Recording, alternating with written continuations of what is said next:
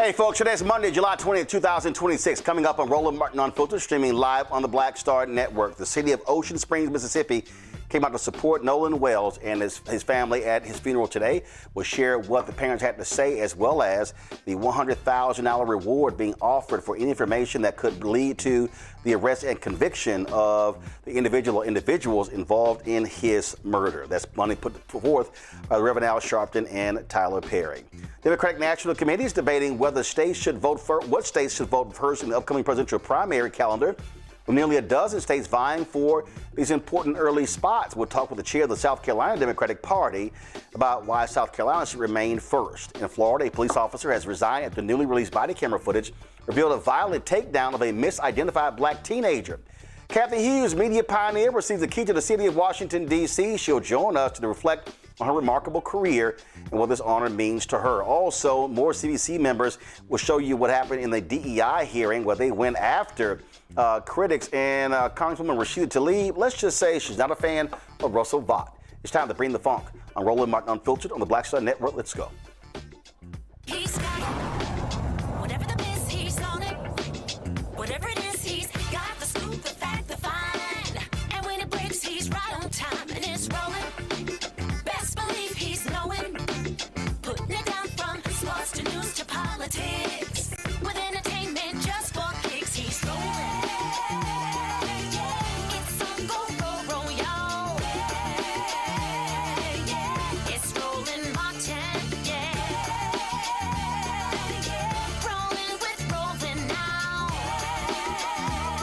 He's funky, he's fresh, he's real, the best, you know he's Roland Martin now.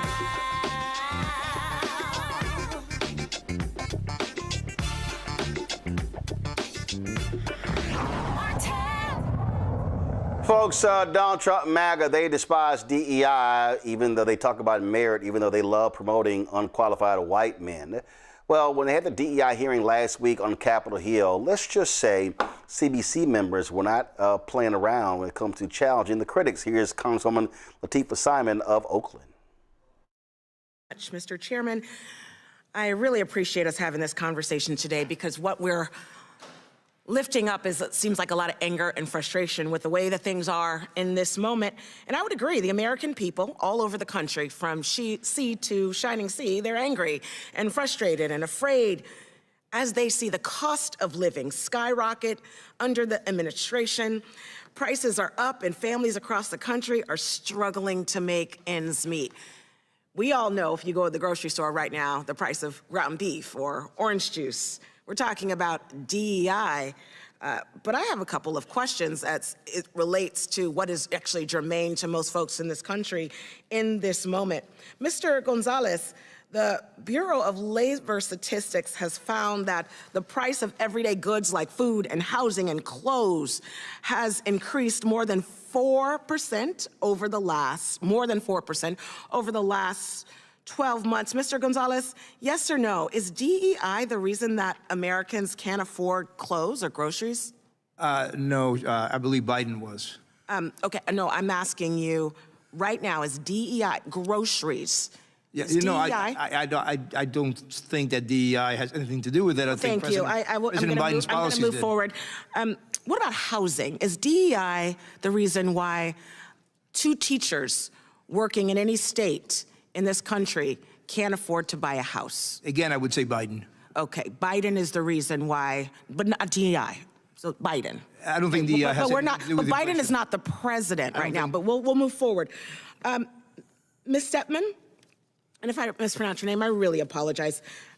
The American families on average paid $310 more for groceries in 2025 under the current administration than they did in 2024. Yes or no, did DEI cause that? No, there are in fact other issues under the sun. Thank you. Dr. Shires, under our current administration, gasoline prices have increased by more than 50% since this disastrous war. Is DEI the fault of that? I don't believe so. Thank you, sir.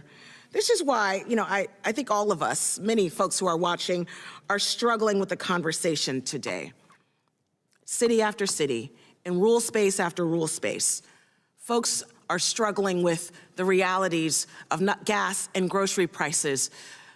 Just a few days ago, a family called my office, not from my state, from a red state, requesting resources because their child's clinical trial was cut by this administration. That baby who is struggling with cancer, the clinical trial is over, the port has been taken out of her chest, she will go home to die.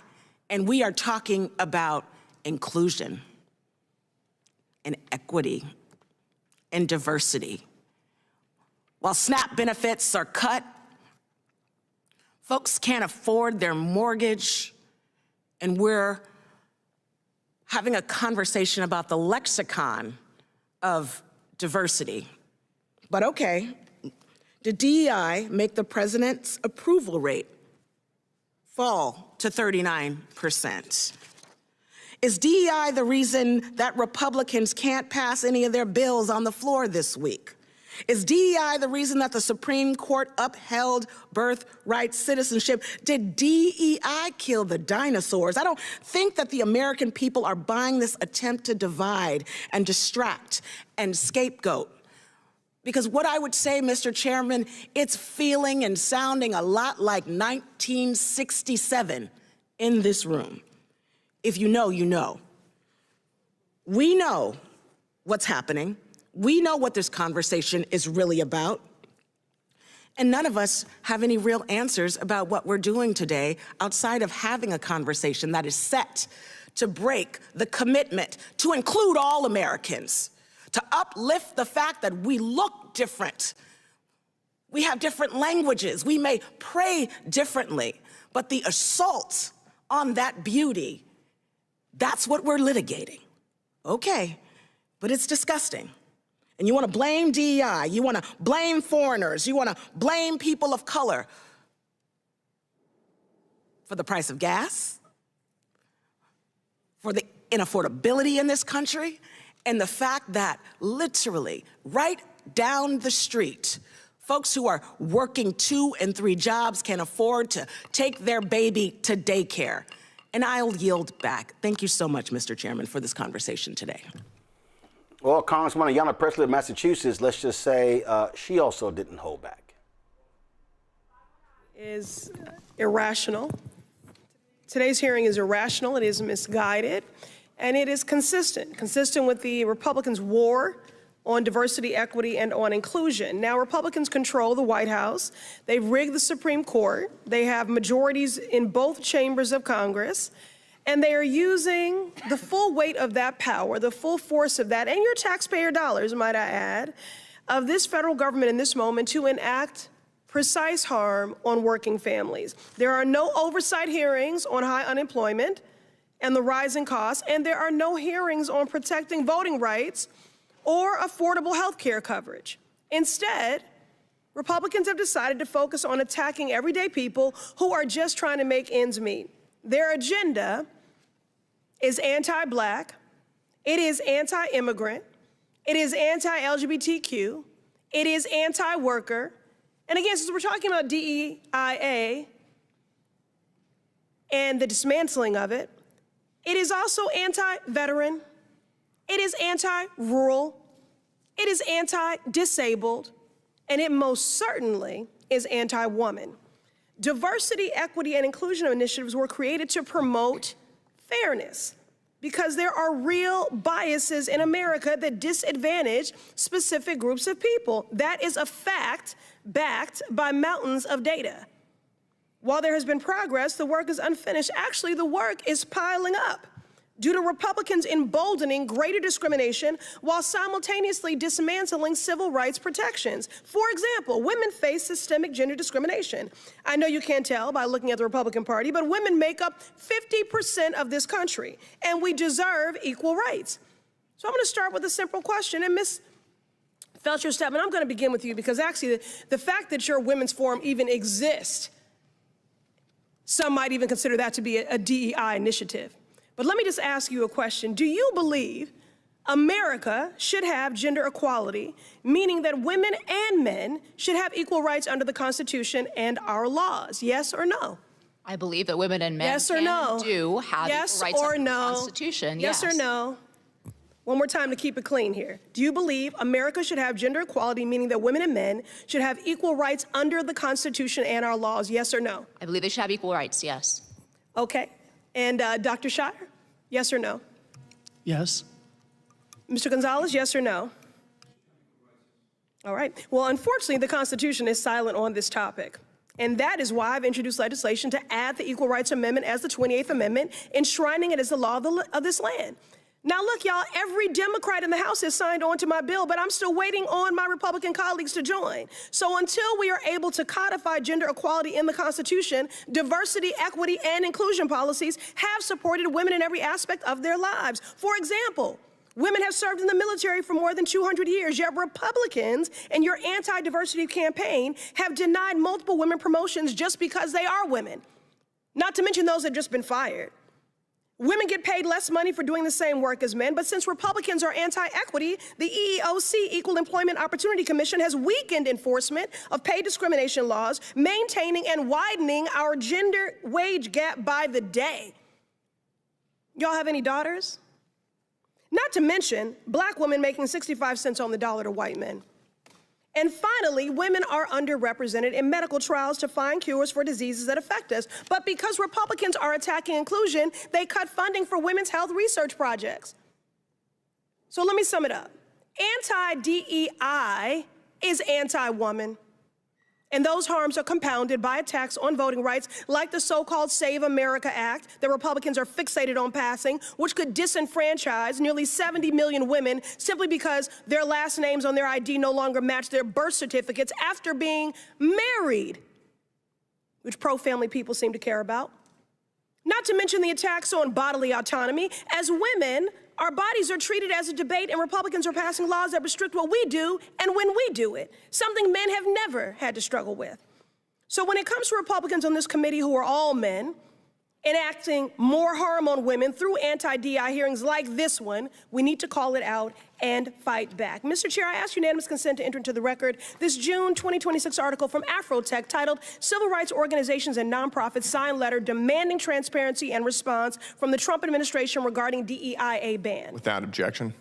So y'all, since Donald Trump is so loud and proud about these efforts to dismantle and defund DEIA, why do you think the Trump administration is hiding all the data on their firings? Okay, I guess that's my time. All right then, thank you. Now, that was a DEI hearing. Now, Rashida Tlaib of Michigan, Congresswoman Tlaib of Michigan, when Russell Vought testified, she tore into him, and I must say, this was quite lovely. Director Vogt, is it true or false that your agency has dismissed and terminated more than 40 lawsuits and settlements against predatory companies? These were not predatory companies. Yeah. Are you friends with Capital One? With Capital One, no, I don't know. Walmart? Nope. Zelle? Nope. You reversed even settlements against Toyota, Navy Federal, Bank of America. Would you like to know why? Oh, sure. Because it looks like the past directors, you're getting so defensive. You're not friends with them. I wanted to make sure it wasn't personal. You're not friends with them, right? It's a direct question. Who do you work for, Director? President of the United States. No. You work for the people of the United States. You do not work for the president. You have legislation and laws that we pass as elected body members here. You do not work for the president. Wrong.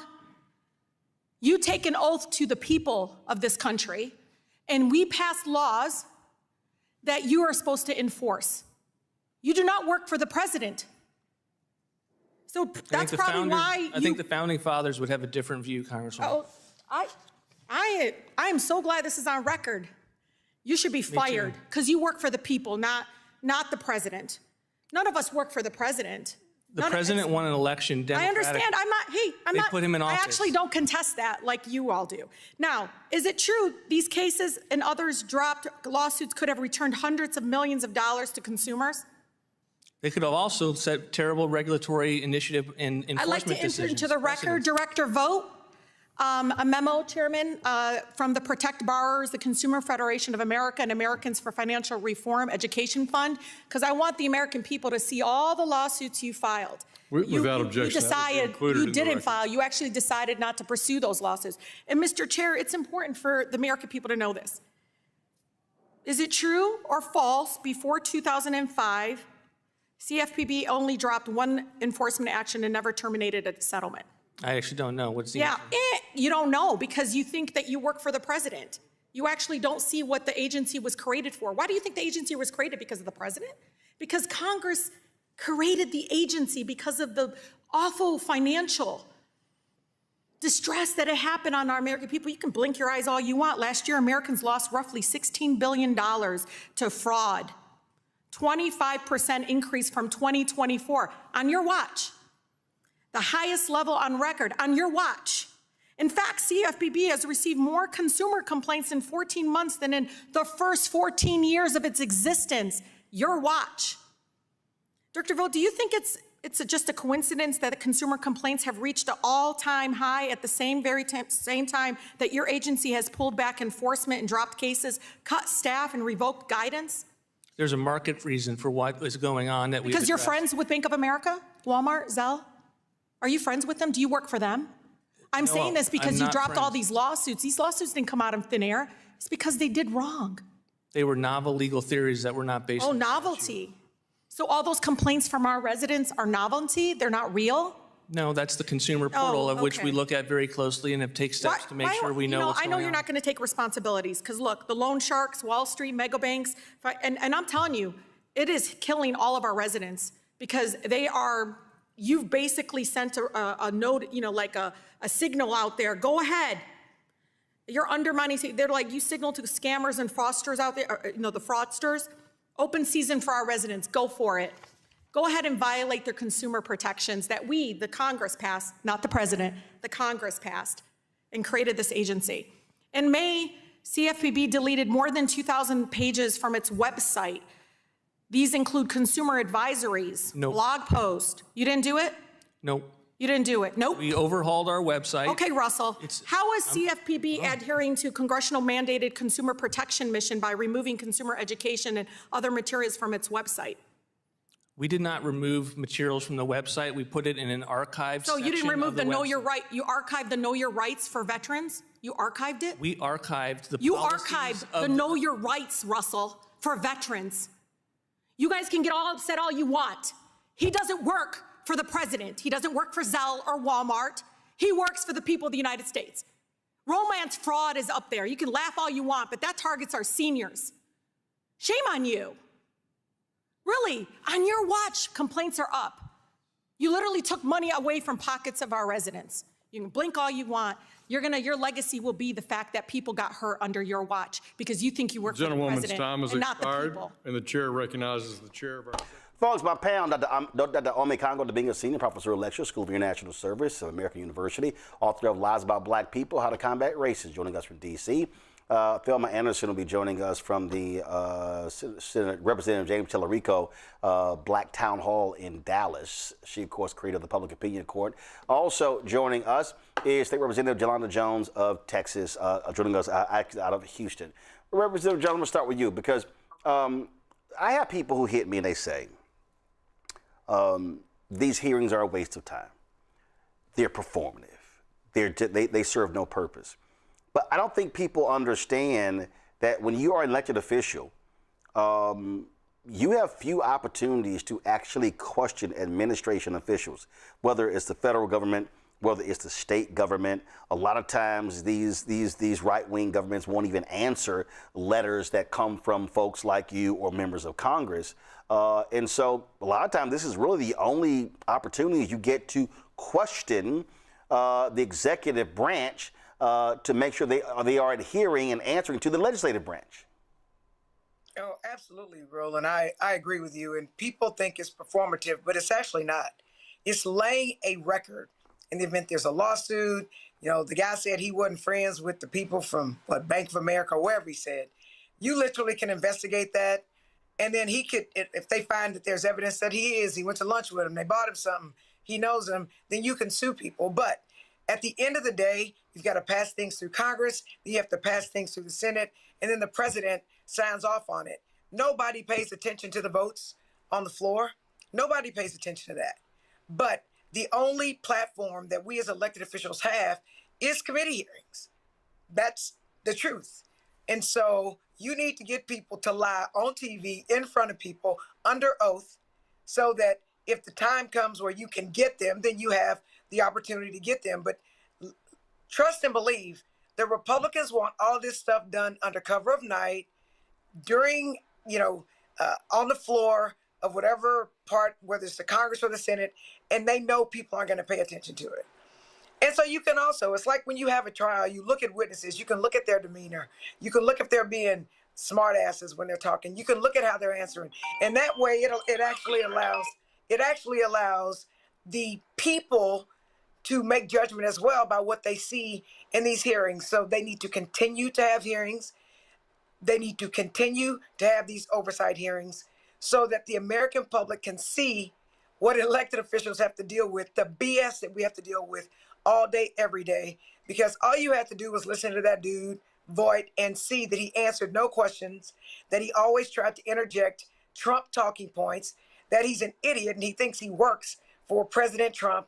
And people can make their own decisions. But the one thing that we know from listening to these line of questioning from all these Congressional Black Caucus members is that they are literally anti-Black. And sometimes people don't want to believe us. They don't. So these hearings allow people to see what's really going on so they can't pee on us and tell us it's raining. Congo?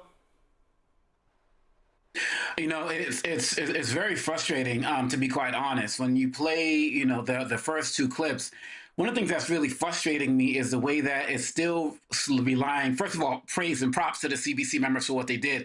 But it seems, Roland, that it's still falling on Black people to be calling out all of the challenges related to DEI in this country. And as Representative Presley clearly laid out, and the first speaker as well, I forget the sister's name, which one it was, they're talking about the fact that DEI does not just affect Black people. It affects people with disabilities. It affects women. It affects, LGBTQ community. It affects everybody. So the question becomes, when are other groups going to start speaking up along with us? Where are the Asian groups? Where are the Latino groups? Where are the, indigenous community? Where are white women, right? People who are also being affected by, the first person in that hearing said everything was Joe Biden's fault.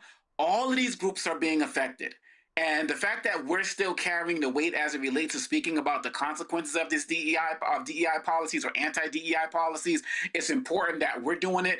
Props to them, but we can't get the progress that we need if it's just going to be us. And as it relates to Vault, their mindset is very simple. We do work for the president. These are from him to Kavanaugh to others, to Stephen Miller. They believe in unitary executive power, that all power lies with the president. And until more of us start speaking up and calling out these issues, as Representative Tlaib did in her, what she did and Elizabeth Warren did earlier in another hearing, hopefully that's when people are going to start to wake up. I mean, consumer protections. I mean, I got a check from a credit thing I used last year, and I wasn't even expecting it. These people were fighting on our behalf, and all of us are getting screwed. It's not just Black people, and more people need to step up and call this out so they can make them take full responsibility for it. It can't just be us. Indeed, indeed. And I've been saying that for a very long time. All right, folks, going to a break. We come back. Lots to talk about, including what took place at the funeral of Nolan Wells today in Mississippi. Also, we'll hear from Radio 1 founder Cathy Hughes about getting the key to the city in Washington, D.C., and what does the future hold for the media company she founded. Lots more to break down, plus our update on the Harriet Tubman Museum in Cambridge, Maryland. Remember, they were on last week. The program director said they wanted to raise $25,000. I was like, no, you need to raise it to $50,000. We raised $16,000 in 24 hours. I'm going to give y'all a new update. And again, so remember, we wanted to close it out by 8 p.m. today. So go to, we'll show you the place where to give if you have not contributed yet, so we can make sure that they are protected with a security system as well as a new door and to get their murals fixed. That's next. You're watching Roland Martin Unfiltered on the Black Star Network. All right, folks, let me tell you about Chapter. Now, if you're on Medicare or about to be, the system is not set up to work for you. Too much fine print, too many plans, and too many people making money off of your confusion. And look, we're used to this. We're no strangers to systems that don't have our best interests at heart. But we don't have to accept it when it comes to Medicare. That's why I'm telling you about Chapter. Their advisors are independent and honest. In fact, they're the only Medicare advisors that compare every plan nationwide. And they're focused on one thing: what works for you. If there's a better plan out there, they'll find it. If you're already in the right one, they'll tell you that too. There are no games. Just last year, people who switched with Chapter saved an average of $1,100. It's 20 minutes and a real person. It's completely free. My parents actually have already called. My mom sent me a text. Folks, give Chapter a call at 724-264-8281, 724-264-8281, and connect with someone you can trust. Folks, these are the kind of services that we need for our audience here at Roland Martin Unfiltered and the Black Star Network. So call Chapter right now, 724-264-8281. This is Reggie Rock Byford. You're watching Roland Martin, unfiltered, uncut, unplugged, and undamn believable. You hear me?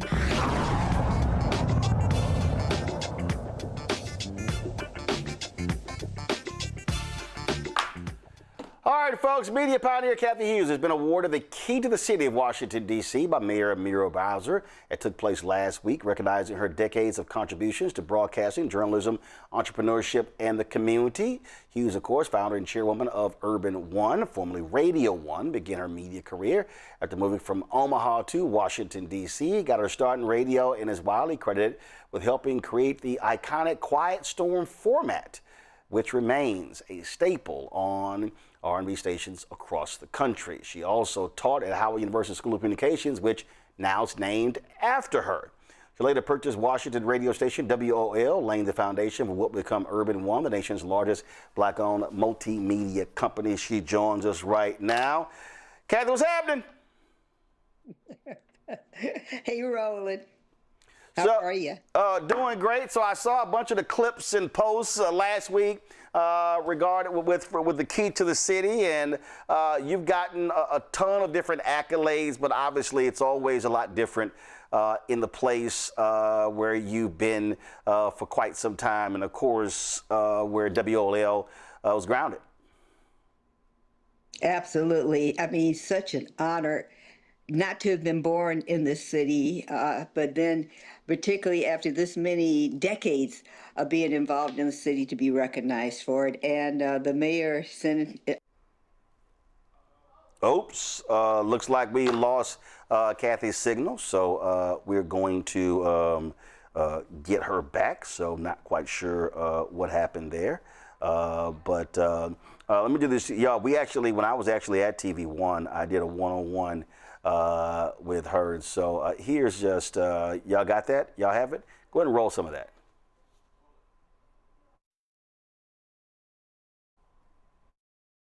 All right, y'all got just, okay, y'all roll it. So this was the, well, we don't have the audio of this? Why don't we have the audio? I keep telling y'all, don't pull video out the audio. That makes no sense. All right, so, as a matter of fact, I gotta be sure to, I don't know if TV One sent me that, so I need to have that. So, but that was part of the one-on-one conversation we had, and hope, again, we're gonna try to get her audio straight. But one of the things that we definitely gonna talk about is also where we sit now when it comes to black-owned media. When you think about radio, so many things happened after the Telecommunications Act of 1996. President Bill Clinton often said that that was one of the worst decisions he made in signing that particular bill. We are seeing what's happening with black newspapers as well. Of course, black magazines being decimated. And I've been making this point to people for years, that what we have to understand is we're going to rue the day when we do not have black-owned media. We got Cathy back, and so Cathy, you there? Yes. All right, we're checking her audio. All right, let's go right to her. All right, we're good. All right, there we go. All right, you were making a point about being recognized in a city you did not grow up in. Right, exactly. And then all of a sudden, somebody took us off the air. It's such an honor. The mayor only did 6 keys during her 3-term administration. And so for me to be the only woman in the 6th key just adds a whole lot more to the incredible recognition. And I was so nervous. I'm looking at the clip that you're showing, and I'm fidgeting and moving around. For one thing, this is, Magic Wednesday, and I do it every Wednesday over in Ward 8 during the summertime, and we go anywhere from low-end 800 people to high-end about 3,000 with lines wrapped around. And so the noise was almost deafening, and I was like, how do we get them to, listen? But when you have that many people, it's hard to get them to quiet down and listen, particularly when you're outside. Well, absolutely. And of course, going from WOL and then, of course, expanding beyond that to radio stations, more stations in D.C., also going across the country. But before I talk about that, talk about how important it was when in this city, in Washington, D.C., when black folks were targeting the Washington Post and how and the role that radio played in driving the information, because you use the phrase information is power, and unfortunately what I believe is we've got a bunch of nonsense that's being spewed on airwaves today, and not enough information, and that was really a huge thing that took place in this city. The Take It Back campaign, because during that time there was actually legislation that prohibited boycotting. Corporations had gotten to the right members of Congress, and they had passed legislation that if you called for a boycott, you could be sued, you could be prosecuted. So we bought the newspaper every Sunday, but then we brought it back and served it to the front steps, to the front porch of the Washington Post magazine. The issue was a multi-million-dollar revitalization of their magazine, and they had leaked information that the cover was going to be a black man. And so at that time, Cliff Alexander was, a political candidate for mayor. John Thompson had the #1 college basketball team in the country.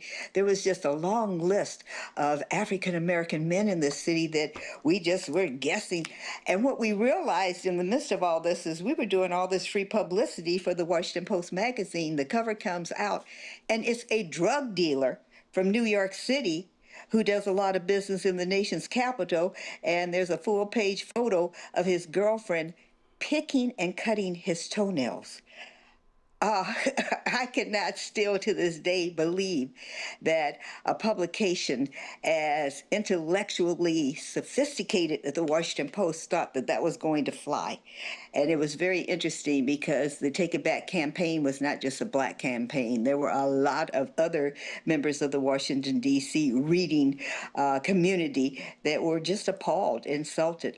So it started off, the first issue had 142 pages of advertising. It was almost a small book by the last week, which was 3 weeks before Christmas, when they literally said, okay, we will have to settle this. They were down to 8 pages right before Christmas from 142. In this business, we call that a big drop. You use the word there that I think is critically important when we talk about black-owned media. You said community, and I just fundamentally believe that when we're talking about whether it's radio, television, newspaper, digital, magazine, that you have to be in service to the community.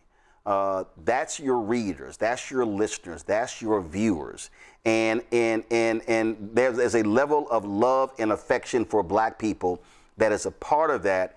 And I think too often there are individuals, there are corporate leaders where it's more about profit as opposed to community. And Tom Joyner and I were having this conversation. I was in Miami a couple weeks ago. And one of the things that we were talking about is that when you talk about, you can still make money by embracing and loving community, but if it's all about profit, then you're leaving out the most important part, that is community. And then when you get your butt in trouble and you establish no relationship with community, there's nobody there for you when you're in trouble. Well, I mean, you covered a lot of ground there because corporations are not committed to community activism, all right? They are committed to profit. Most of the big corporations are publicly held corporations, and all they're interested is in shareholder enhancement. It's up to those of us in Black media to embrace the community and make certain that they are represented, their opinions are heard, that the correct view of who we are and what we really want is shown. But I don't see that as ever even being discussed in a corporate board meeting at one of the big, companies in America that make a lot of money off our community. But the key is you have to have a relationship with the community so that they understand that you really are looking out for their best interests. We often have great starts. One of the things that was so effective about the Washington Post protest, the Take It Back campaign, was that we didn't stop. The football season started and people told us, oh, you're going to lose a lot of people. And we did, because they were at home watching D.C. is a big football city, as you know, big football town. They were home watching the game. But it didn't matter how many of us that were there. We came consistently. There were storms. We just stood out there in the storm. We got wet. We got cold. It did not matter. We were going to see it through until they hollered, "Uncle," until they said. And it's interesting because Ben Bradley said that rather than retract the cover or apologize for that insulting cover, that he would rather run naked down Pennsylvania Avenue than to submit to the pressure that we were applying. Well, Ben didn't quite run down the street naked, but he did run over to 4th and 8th Street Northeast and apologize on the airways with his boss and publisher, Donald Graham. And because of that, there were jobs that were opened up. There were opportunities. The consumers in Washington, D.C., most people, as you know, Roland, don't realize the Washington Post is a local newspaper. You can't buy the Washington Post in New York City on the newsstand or in Miami, Florida. As big as its reputation is, it is still a local publication. And the local residents who were the bread and butter of that newspaper, of that media outlet, made it clear that we were not going to give up until they changed their ways. And that's what unfortunately does not occur in present day times. And I think it's because you have a different, you have a scarcity of leadership. You have a different set of priorities that are preached in churches. During those days, ministers, Reverend Leon Sullivan in Philadelphia used to start off his sermons by saying, "I hope you remembered your tennis shoes, because as soon as this service is over, we are marching down to protest what's going on at Tasty Cakes." And he did that every Sunday from the pulpit. We don't have that anymore. We don't have the activism. You know, our ministers are focused on other things. And I thought we had a pretty good start with Target, but then all of a sudden there were deals made and concessions made.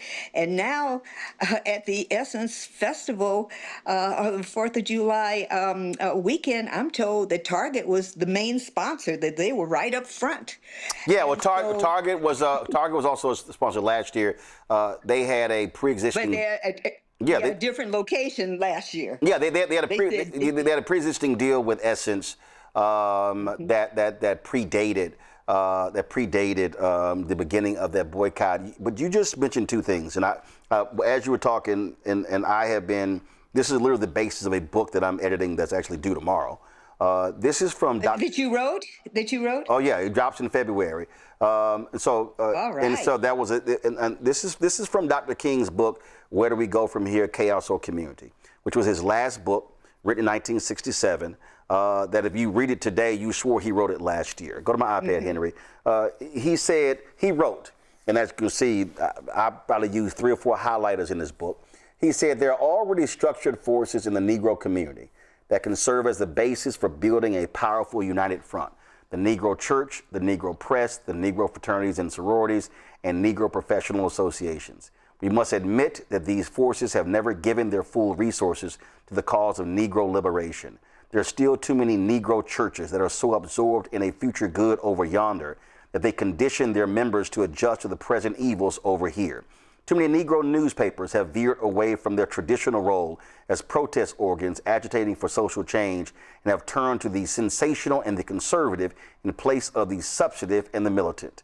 Too many Negro social and professional groups have degenerated into snobbishness and a preoccupation with frivolities and trivial activity, but the failures of the past must not be an excuse for the inaction of the present and the future. These groups must be mobilized and motivated. I really, what jumps out, obviously for obvious reasons, that media piece jumps out, veered away from their traditional role as protest organs agitating for social change, and have turned to the sensational and the conservative in place of the substantive and the militant. Well, Dr. King died before he realized that there'd be a Roland Martin, all right, who would see to it that he would find a different way to present the truth and to organize the community. And kudos to you for that, because you're not vulnerable. Those of us in traditional terrestrial radio, as they call it, have to be licensed by the Federal Communications Commission. Yep. And all that's being controlled by a group of individuals who want us to shut up and go away. You know, one of the tragedies is you were talking earlier about consumer protection. There is no consumer protection. All of our protections are just conversations, and it's important. I agree with the Congresswoman as well as the young man when they said that's the only time we really get to hear the truth. Is when, okay, it's not just a show, and yes, it gets emotional, because the reality is that these corporations and these agencies are in bed together. And so the agencies, they'll ignore everybody except the president, all right? Because they think they do work for the president. Mm-hmm. So it doesn't matter that you're a U.S. senator. It doesn't matter that you're a member of Congress. You can't find out what you need to find out for your constituents because they just don't respond. And there's no penalty. There's no retribution for them not responding. And so, as you know, I salute you for what you've done. I love, you know, there was a saying my mother used to love, that necessity is the mother of invention. You know, when one pathway is blocked, we're very creative, we're very inventive people, and we come up with ways where we can continue getting the message out and not have to be silenced, not have to be muted because of threat of being eliminated. And that's the key. But my concern at this juncture is the lack of that leadership. And I don't know, you know, whether or not you're going to cover it in your book, and I can't wait for it to come out. It's being covered, trust me. Yeah, because it's being covered. Dr. King had so much opposition, and particularly from the Black church. Okay, had it not been for young people, had it not been for high schoolers and college kids, and some even junior high school kids took themselves out of school and went to jail in order for the civil rights movement to be turned around. And, you know, right now, where is, you know, Dr. King's substitute? Where's the bench for Black leadership? Who are they? And I'll just have to be honest with you. I am still raising sand about Al Green being put out of the State of the Union after I watched Marjorie Taylor Greene heckle Barack Obama every time, 8 times, and never once was she removed from the chamber. Yet this brother speaks up, and the rest of the Black caucus stayed in there. I just can't get past that, Roland. I'm really stuck on that they did not en masse support that brother and march out with him when he was put out. And so, you know, at one time we could count on our elected officials to be our leadership.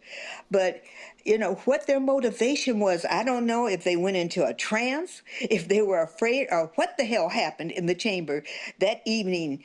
But they stayed and they watched that brother being physically escorted out of something where a white woman for 8 times, 8 years before, had been allowed to do. And that's not leadership. You talk about that point there about leadership, you also, when you mentioned the FCC, and this is the piece that I try to spend time educating people who really do not understand. The reality is the radio stations that Urban One owns, the FCC controls those licenses. Those are federal licenses, and you have to go up for them to be renewed.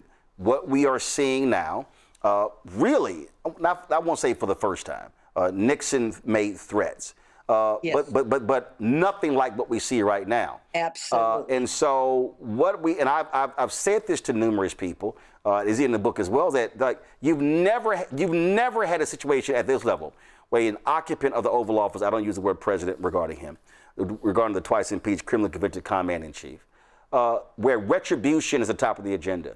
And so if you are Disney and you own local television stations, if you are NBC, you own stations, you own radio stations, you really do have to be mindful of everything because you're facing that level of retribution.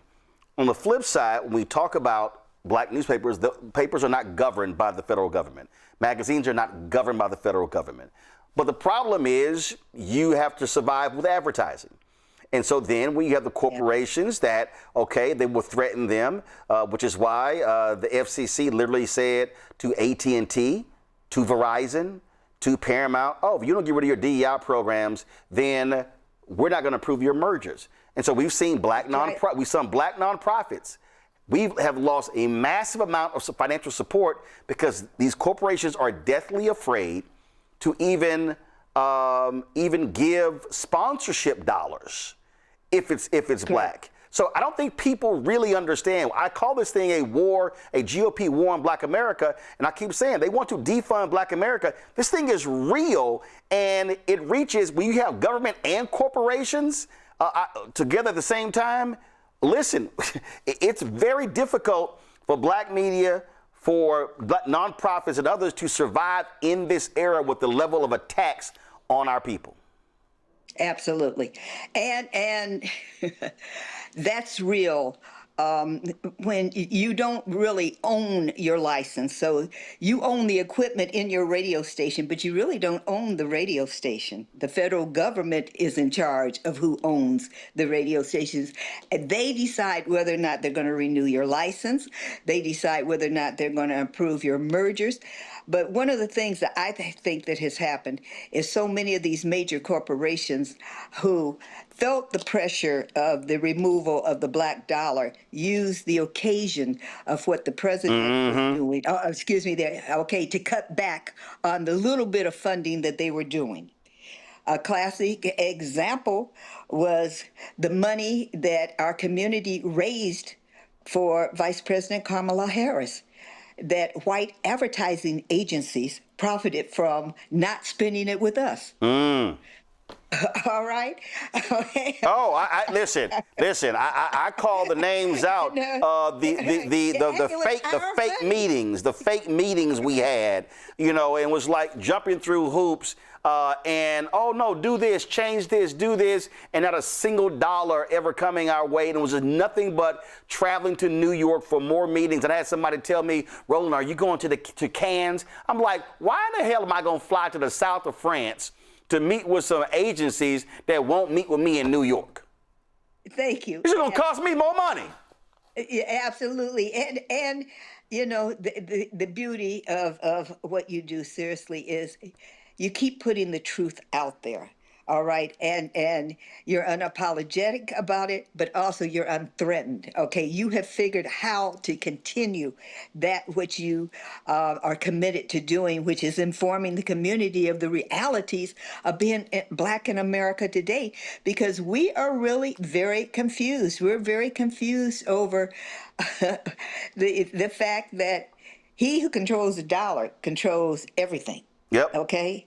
And we don't seem to still understand that that's us. That is us. I mean, I'm sure you saw the report that came out about these high-end designer handbags, clothes, jewelry, the whole 9 yards. The majority of their products are sold to people of color. Yeah. That cannot afford it. That's the really fascinating aspect of the research that came out. These were not celebrities. These were not athletes. These were common, everyday working people who did not realize that they were the profit margin for these luxury items. And our self-hate is so real because I saw this on social media, and yes, I had to snap on some people online. So this is not great quality video here, but go. Let's see here. Come on, where's the video? If y'all, so over the weekend at the AKA convention, they announced that it was this big old thing. They announced that the undergrads were getting these Telfar bags, and Telfar, of course, Black-owned luxury designer company. What was unbelievable to me, and I'm looking for it right now because they were like, the sisters were screaming and everything. I go under the chat, Cathy, go into the chat, and there were Black folks who were saying, I can't believe they're screaming like that. It's not like it's a Chanel. It's not like it's a Birkin. And again, I went off. I said, this is exactly what I'm talking about. Y'all gonna scream at Chanel, but you don't want to see a Black luxury company in the same vein. That's Black self-hate. Yeah, well, 400 years of working on it, okay, they pretty much have perfected it. They pretty much have perfected the hatred of each other, of ourselves. But the worst part is the misunderstanding. And that's the reason.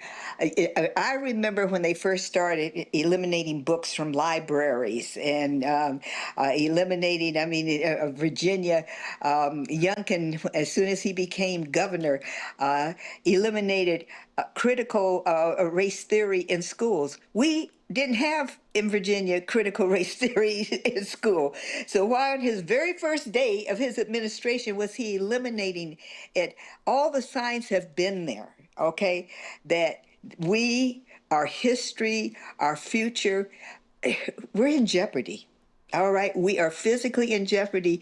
You know, Dizzy Kimbrough's been saying it for decades, and people said he was crazy. Okay? They talked about him like they talked about Dick Gregory. Oh, you're a conspiracy theorist, and that's never going to happen. They are slowly but surely dismantling every ounce of progress that we have made since coming out of slavery.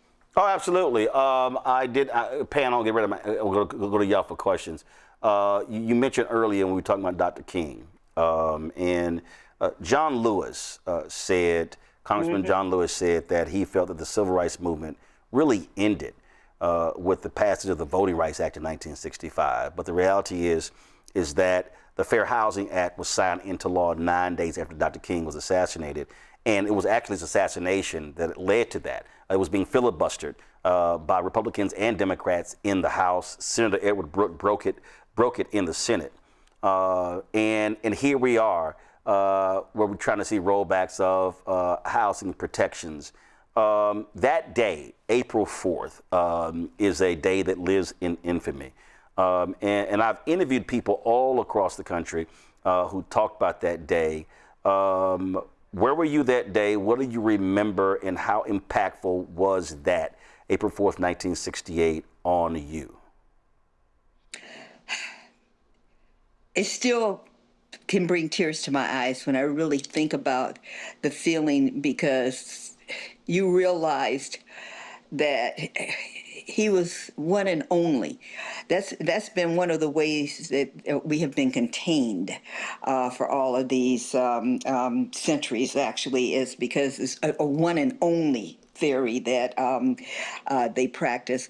And I realized that because young people had heard his message and had responded, other leaders were emerging. And so it's kind of like the story of, they cut off the head and the rest of the body will die. Because I knew. It was a sick feeling that just went through me that, oh my goodness, all this progress that we've been making, we're finally getting on the right page. Ministers who had been, like bad-mouthing him were coming around, apologizing even, and getting on board. The word was spreading of what we could do. We were starting to be recognized, and then all of a sudden it was aborted. Just gone. And I remember not believing it at first. I was one of those, no, that can't be true, under no circumstances. And then I guess the way I handled my grief was that I just assumed that there would be enough anger, there'd be enough force as a result of the assassination of Dr. King, that there'd be a whole new population of leadership emerging. And we started going backwards, and we have continued going backwards. And ministers traded in the, gospel of liberation for a gospel of success and visibility and profitability. The whole message is changed. I remember when the brother in Chicago, whose name's escaping me now, he was Barack's minister, was punished. Reverend Jeremiah Wright. Thank you. Jeremiah Wright was punished. Jeremiah was one of those voices during this time.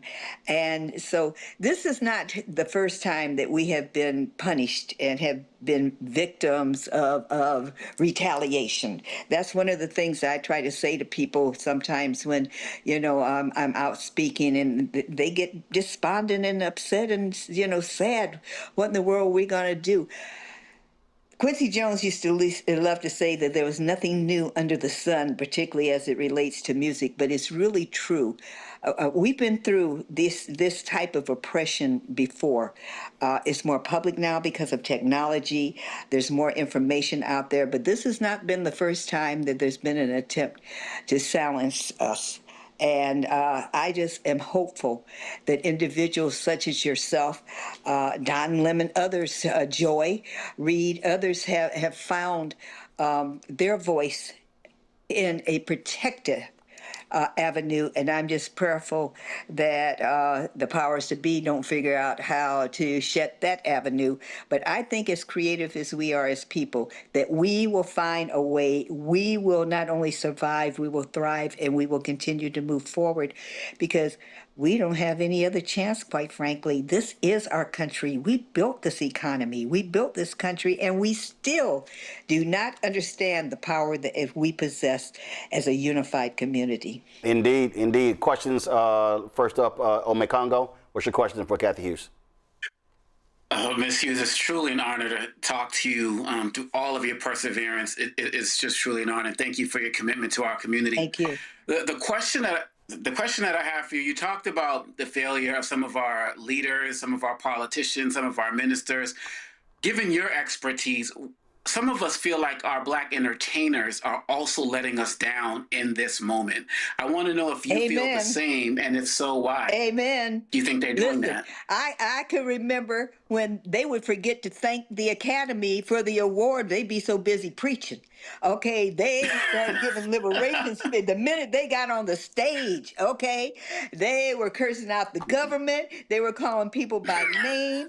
Now they thank God, their mama, which is good. Okay, it's good to thank God. It's okay, it's great to thank God, good to thank your mama. But can you get around to talking about the issues that are confronting your people? There was a time you could not watch an award show without there being a speech Okay, and then they would start competing. Okay, yeah, well, that sounded good, but I'm gonna sound better when I get up there to get my Grammy. Okay, all right. Okay, I'm thinking while you up there protesting, whatever, I'm gonna come up behind you, and I'm gonna. They were outdoing each other. They were putting their money where their mouths were. They were investing in various projects because everybody doesn't speak out. There's some, celebrities who just don't have that type of personality. Okay, they, go into character, and that's their gift. But all of that has basically vanished. And I mean, I know that this is not going to be popular for me to say because he is the number one popular entertainer now. But I was so proud when Bad Bunny said that he would not ever perform again in America as long as this administration was in power. And along comes the Super Bowl, and guess what? He is right here in America performing at the biggest sporting event that we have. So I was like, okay, now what changed your mind? Because it couldn't have been the money. Because when you get to the status of a Bad Bunny, money is not an issue. Okay, counting it is. Okay, keeping up with it. All right, that's the issue, because it becomes that plentiful in the music and entertainment industry. But what changed his mind? It was such a beautiful, unifying. He said he would only perform in Puerto Rico. And I can't tell you how many African Americans I knew that went to Puerto Rico to see him perform out of support for, oh, this is beautiful. But then we look up and he's dominating the Super Bowl. So it's not just a black issue, okay? Because I said, oh yeah, he's going to really, I mean, what the immigration, black folks ain't being deported, okay? Some of us would love to be returned to Ghana, or Nigeria. Me, I wouldn't mind Tanzania, okay? I still like the Ushma villages, all right? But no, you're absolutely correct. It's not just, and I guess some of them feel that it's not their responsibility. The politicians aren't doing it. The preachers aren't doing it. So why should I jeopardize and run the risk that I might upset someone? And then this culture that social media has developed that I think the majority of those, the kill culture, I guess they're called, or some of them are what we used to call in my day of activism, provocateurs. Okay, they're not really just people on social media expressing their opinions. Okay, they're being paid to disrupt and destroy. They're being paid to do that, and we go right along with it. But yeah, I've been very disappointed. I've stopped watching award shows, to be very honest with you, because I'm tired of hearing them up there thanking people I ain't never heard of, don't know who their names are anyway, okay? And not one of them saying anything about immigration, not one of them saying anything about who in the world is going to pick the crops. Okay, all right, we are going to be very shortly faced with a massive food crisis. Okay, the black farmers are losing. They were promised this money, didn't get it, and they are up for foreclosure like an alarming rate. Where are our survival needs? Where are they going to come from? And nobody is saying a word. So yes, I totally agree with you that they're letting us down. I mean, Jane Fonda used to go to jail as frequently as Dick Gregory. Now, I don't hold her responsible because girlfriend's almost 100 years old. Okay. And still looking good. And those entertainers can't say they don't know because we cover that black farmer stuff here more than anybody else. Yolanda, what is your question? Yeah, I just want to first say, Ms. Hughes, thank you so much for having the courage to do what needed to be done and understanding that agitation was important to the vitality of Black people. Now, I'm not certain which question I want you to answer, but there are two. The first one is you've spent a career proving that Black-owned media can shape public opinion and build power. Today, with algorithms, streaming platforms, and billion-dollar tech companies controlling what people see and hear, are we losing the ability to tell our own stories? And if we are, how do we take that power back? That's the first question. The second question is, you often say information is power, If you had to grade Black media today on whether it's informing our community versus entertaining our community, what grade would you give us and why? It would depend on whether, the second question, whether or not it is Black programmed or Black owned. There's a big difference. Black targeted and All right. Black owned is a difference. Exactly. Black targeted, Black owned. All right.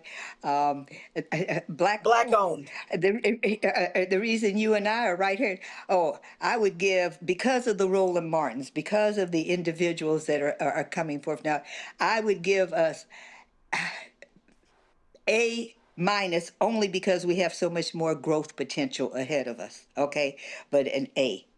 Now, the first question, can you make a shorter version of it for me? Because I'm long-winded by nature, okay? Give me the condensed version. So the condensed version is, are we losing our ability to tell our own stories with the way media is now? And if we are, how do... No, a resounding no, because we have the tradition of the griot. Okay, as long as we can talk, we have the ability to tell our story. With technology, we now have the ability, new ways to get it out there. And I don't think that's anything that we're ever going to lose. We are a culture that is a lot more responsive to verbal messaging. Unfortunately, my generation, there used to be a saying that was horrible to say, but it used to be, if you wanted to keep a secret, put it in a book. If you wanted to hide something from Black folks. Well, that is changing, but we're always going to be discussing. The problem that I'm concerned about is the accuracy of what we are receiving. And how do we distinguish that which is a paid political announcement or just the plain, unadulterated truth? Because one of the things that has been mastered by those in charge is, and it's so true, is what radio does. Radio programs your subconscious. It's repetition. And if you repeat it, and all of us have experienced singing a song that when we heard it the first few times, we hated it. Oh, that's horrible. Why would he release that? And then all of a sudden you find yourself humming it or singing it because of this element of repetition. So when you take this incorrect information and you repeat it enough times, even the person repeating it starts to believe it because their ears hear it first before other ears hear it. That's the danger. But we will always have our griots. We will always have our Roland Martins. We will always have those individuals that come hell or high water are not going to be stopped telling the truth, getting the information out there. And I'm really encouraged with the number of young people now who really have basically kind of gone a whole different route in terms of political realities and are coming up with new strategies and new directions to do things. I think we're going to go through some very challenging times, but I think that we don't have to recapture our voice. Yep. I think that we're just going to have to take the mute button off of it because it's still there. Two final quick questions, and that is first, where do you hope Urban One is in 20 years? Two, 50 years still from alive. That's an easy one. 50 years still from here. Whether I'm here or not, I certainly pray that the company still is and still unapologetically in the Black people business. All right, last question. 50 years from now, 100 years from now, a little girl, little boy comes across the name Cathy Hughes. They're reading and they see this, they're online, they see a video. What's that one thing you want them to know about you? That I love my people and I was willing to take whatever knocks, bruises, penalties, punishment in order to make certain that they were okay. I did not mind being the sacrifice if it was going to give them opportunity. Well, I'm going to close out with this, and I say this to my man, Jonathan Rogers, who I first met in 1990. What year God would I meet him? No, not 99. I'm sorry. I was on the board of NABJ in 1989. And a lot of people, when they introduce me, when I give speeches, they talk about being on CNN. Then they say, oh, he left mainstream and went to black-owned media. I said, no. I remind them, no. Before CNN paid me a cent, actually, the first check that I got that gave my opinion on television was actually on TV One. We had these interstitials, commentaries that ran, Roland Martin, this is my perspective, what's yours?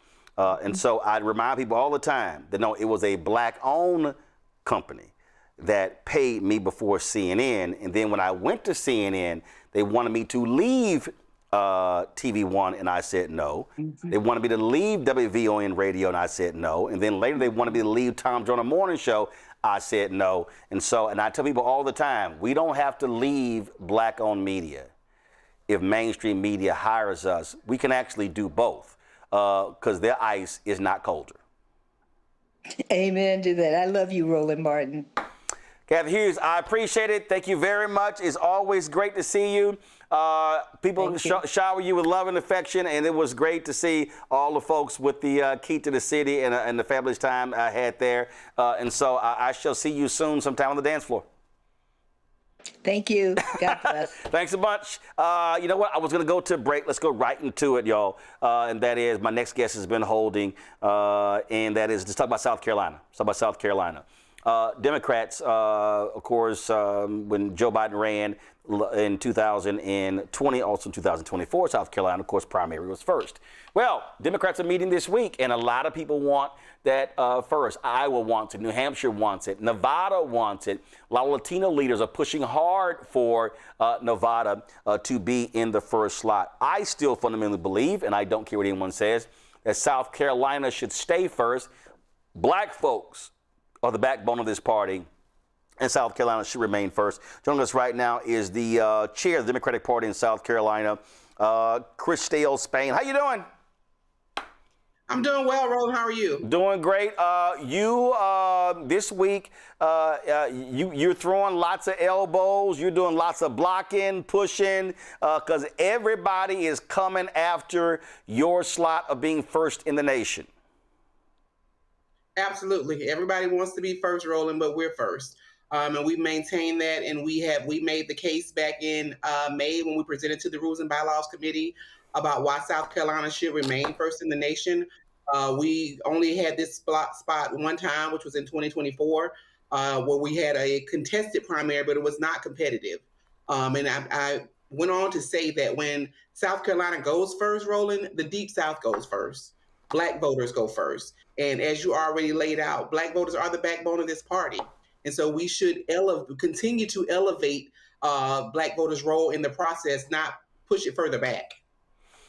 And so you have all these different people saying, well, and we really heard this in 2020 from a lot of Senator Bernie Sanders supporters, and I was cussing a lot of those folks out online. They was, oh, wait a minute, well, we don't have a shot at winning South Carolina in the general election, so they shouldn't go first. We should be going to places where you have a much more diversity that's being dominated by African Americans. All sorts of rationale being given as to why not South Carolina. What do you say to those critics? I say the Democratic primaries are not about the general election. So to say that because South Carolina isn't as competitive in November, the Democrats here don't matter, that's crazy. If we're trying to set our candidates up for success and battle test them for November, they need to start in a state like South Carolina, where we, number one, have an open primary, where they can come in and test their message.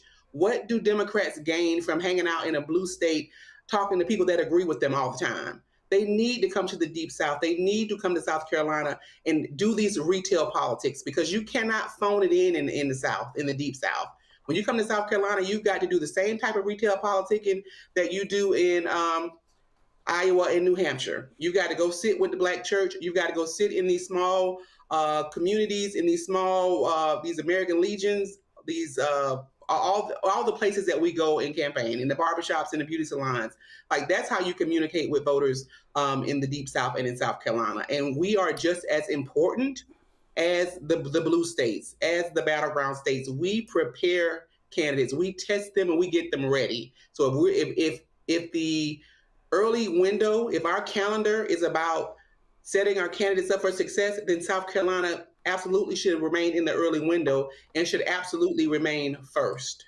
Well, I think also what this does is, and this is the mistake that people make when they're looking at this here. I also look at the issues that are raised, and the reality is this here: the biggest failure of the National Democratic Party has been the abandonment of the South. Listen, Georgia is what it is because it was Stacey Abrams, it was Raphael Warnock, it was others who literally worked, tilled that soil for 8 years. And what they did in 2012 culminated in 2020 and Biden-Harris winning that state and electing 2 Democratic senators in Raphael Warnock and John Ossoff. Warnock gets reelected. Ossoff, strong. A lot of Republicans wouldn't even run against him. So you might have 2 Democratic senators from there again. You've got Roy Cooper, former governor, running for the United States Senate in North Carolina. If you ignore the places, a poll just came out showing the governor's race and the U.S. Senate race in Florida as well. Well, if you ignore Florida, if you ignore and you don't invest in Mississippi, you don't invest in Alabama or Tennessee or South Carolina or North Carolina or Arkansas, I'll add Texas, Louisiana, yeah, you're going to keep losing. Yep. Yeah, and we just tested that blue wall theory in 2024, and it didn't hold. It failed. Right. So the whole deal was like, oh no, if we win, everything was about Wisconsin, Michigan, Pennsylvania. Yep. Yeah, overlooked a lot of places, and we lost miserably. And we're going to continue to lose miserably. And as I'm a big Democrat, I love my party. I'm going to fight for it. I'm a proud Democrat. But if we want to change the state of things in this country, Democrats have to start winning in the Deep South. Period, point blank. That's where the population growth is. South Carolina is the fastest growing state in the nation. Okay? So to talk about, if we're talking about going to where voters are in the Deep South.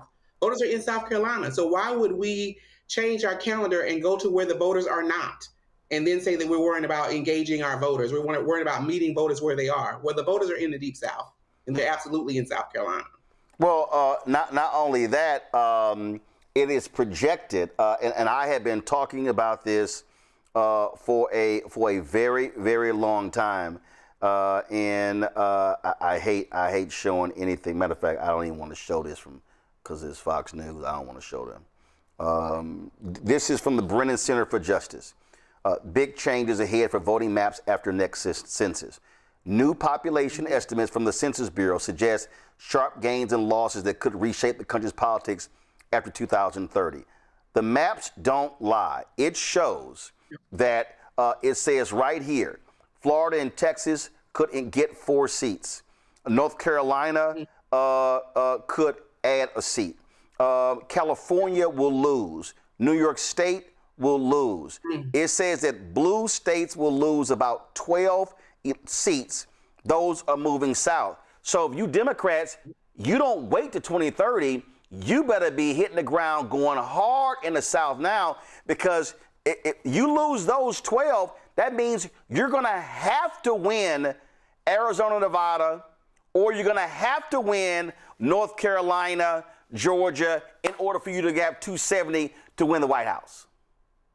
Yeah, the map is changing right underneath our feet.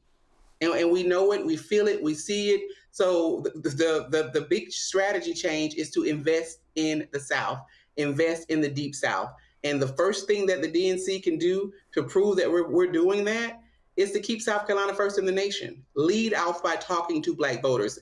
Make sure that our candidates have to come and talk to Black voters, to rural voters. Like you talked about Black farmers. South Carolina is a rural state. We've got farmers all across this state. South Carolina, we've got, I don't even know how many institutions of higher learning.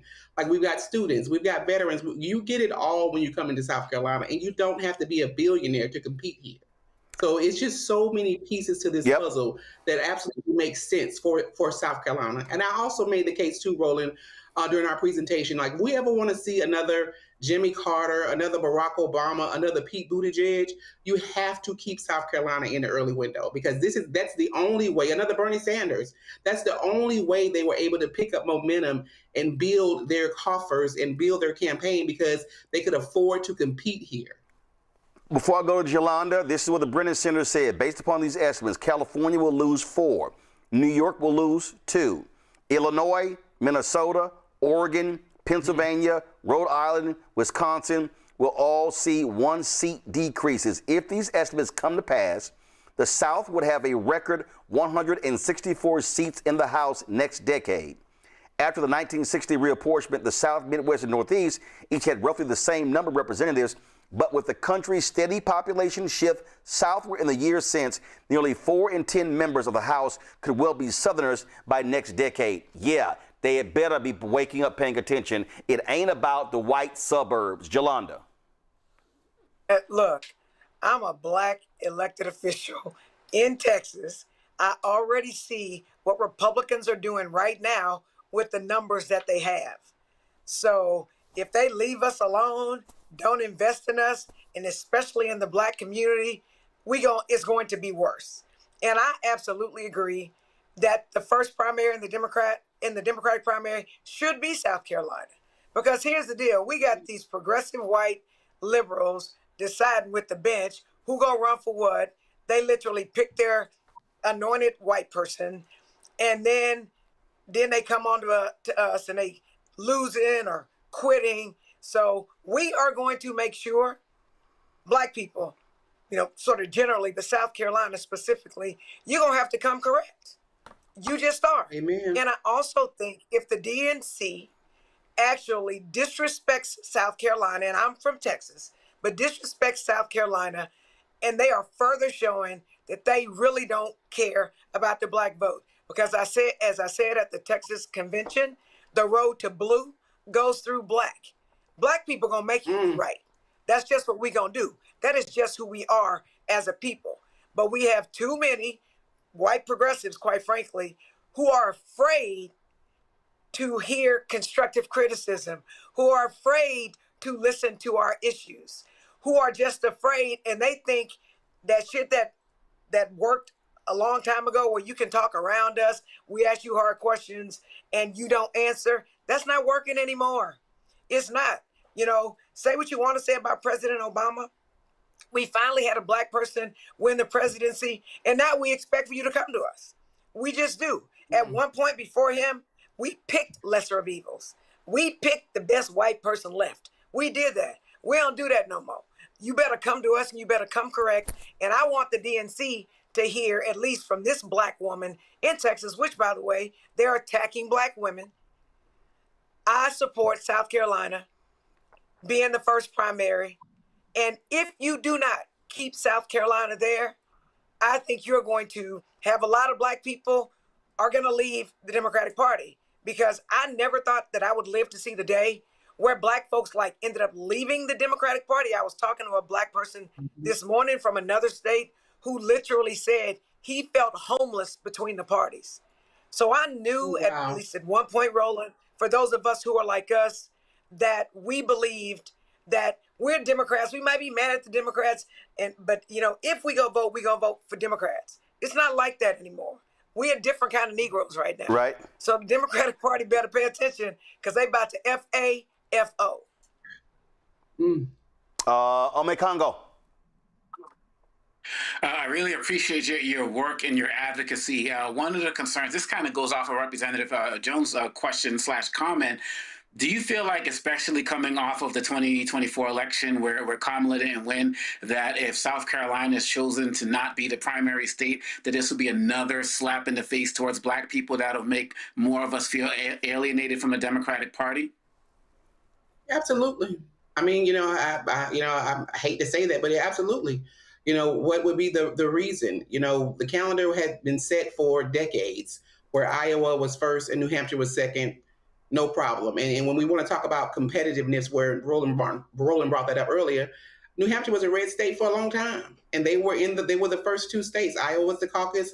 New Hampshire was the first primary. So, that didn't matter then, but all of a sudden it matters now, right? So I do believe that, Black voters will feel disenfranchised if South Carolina's moved out of this first in the nation spot. Because like I said, we have not really had it. We had a sitting president in 2024 where we had this primary that was not competitive. No one's going to recruit candidates against their own president. You have the seat. So we never really got an opportunity to see what this means. What does this mean? What does it mean for our party? More importantly, this calendar, as it stands right now, has not been tested. So there's no real big takeaway from the party to say that, oh, this really works for us or this doesn't work for our candidates. So I just think that it's a no-brainer, in my opinion, to leave the calendar where it is. All right, then. Christelle Spain, we certainly appreciate it. Thanks a bunch. Thanks so much for having me. All right, good luck in the fight. First, going to go to a break. We come back. We're going to talk about, we may go live to Dallas for the James Tallarico Town Hall. We'll also discuss the Nolan Wells funeral, which took place today in Mississippi. You're watching Roland Martin Unfiltered on the Black Star Network. Don't forget to support the work that we do. Listen, one of the reasons we're here is because y'all support of us. Listen, we ain't got millionaires and billionaires cutting us checks.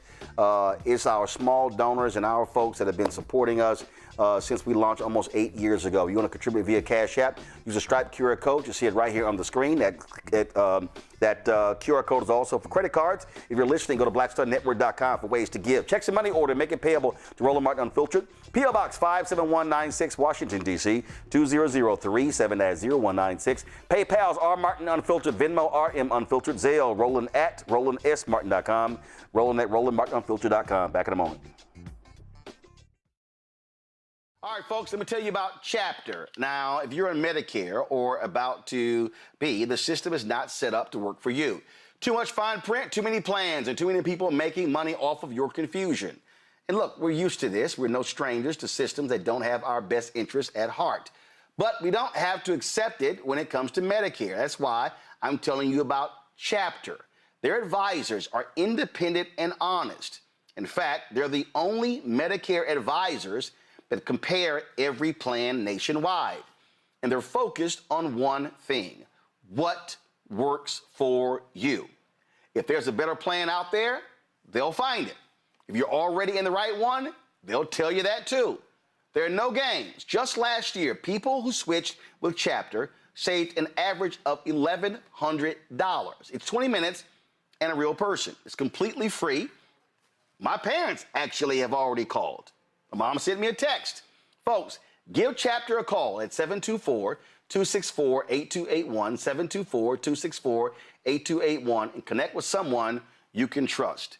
Folks, these are the kind of services that we need for our audience here at Roland Martin Unfiltered and the Black Star Network. So call Chapter right now, 724-264-8281.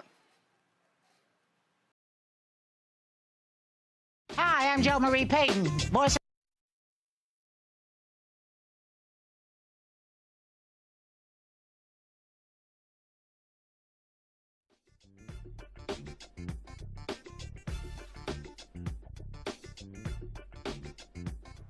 All right, folks, it was a packed church in Mississippi today for the homegoing service of Nolan Wells, the 18-year-old young black man who was found dead in Mississippi. Hundreds filled in that particular church to say their final goodbyes. Among them, Hall of Famer Terrell Owens, as well as Spike Lee. Wells and a group of friends, of course, went to Horn Island off the coast of Mississippi to celebrate July 4th. His friends returned to the mainland later that afternoon and told police that Wells opted to stay behind, saying he would catch a ride back later with others. When he didn't return home that night, his mother reported him missing around midnight. A U.S. Park Ranger found Wells' body on the northwest shore of Horn Island on July 6th. During the emotional service, friends, community members, and his parents remembered the teenager's faith, kindness, and athletic accomplishment. Also during that particular service, Reverend Al Sharpton announced that that the National Action Network was going to give a $50,000 reward for any information leading to the arrest and conviction of individuals involved. This is some of what Wells' parents had to say.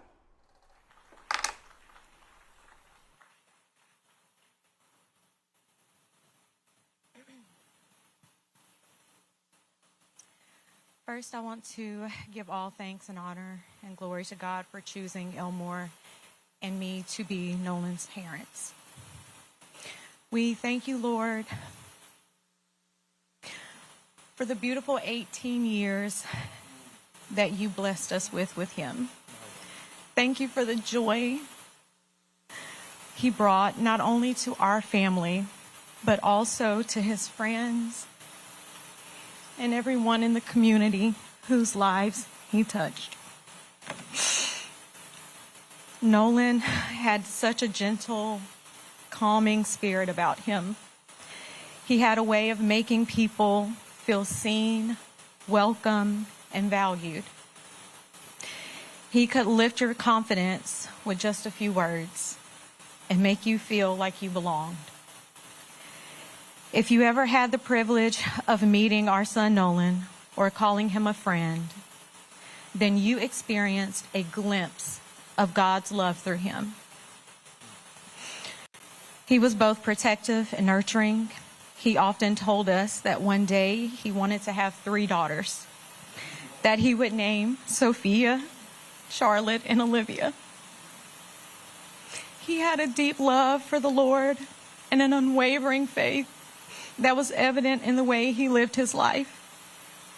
As much as our hearts are broken, we find peace in knowing that our son is resting in the arms of the Lord. We will miss everything about him, from his quiet nature to the corny jokes, his gentle smile, the way he made everyone around him feel comfortable, loved, and at ease. Your absence has left an emptiness that can never truly be filled. A piece of our hearts will always be missing. Nolan, your father and I are incredibly proud of you. We've always been proud of you, of the young man you were, and we will always be proud of the legacy of love, kindness, and faith that you have left behind. In a world that can often feel dark, be like Nolan. Be the light that brightens the lives of those around you. Be the warmth for those who may be feeling the coldness of the world. Love deeply, protect fiercely, and welcome others with kindness. And remain faithful knowing that God is always with you. Lastly, I ask that each of you keep Nolan's memory alive. Hold him close in your hearts. Share his stories and never stop saying his name. As long as we continue to remember him, his light will continue to shine through us all. Nolan, we love you. We'll continue to fight for you. Yes. And until we meet again, and thank you all for coming. Thank you. I might be kind of all over the place a little bit.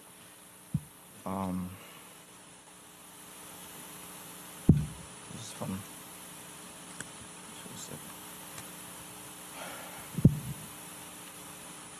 first of all, I want to say out of all my kids, Nolan was the one that would crawl backwards on the regular. Like, babies crawl forward, he would crawl backwards. And he had this crazy haircut that I don't know, you had to see it to know him. But I want to start off by saying how proud I am of you, my son. You grew up to be a very young man that everyone enjoyed to be around. The constant lectures from me about having character, self-respect, self-discipline, and perseverance really hit home with you at an early age. These were the things that I had to live through to really be able to pass down to you and your siblings. I remember when you first asked to play basketball, and I admit I was kind of worried because you never picked up a basketball, you never shot one. We didn't have a actual basketball goal. The only thing we had was that Walmart special, the little plastic one that everybody breaks in the first few days. But on that first day of tryouts, you shocked me and your mom. And just to make a long story short, you, Jalen, and Javon won y'all first championship together.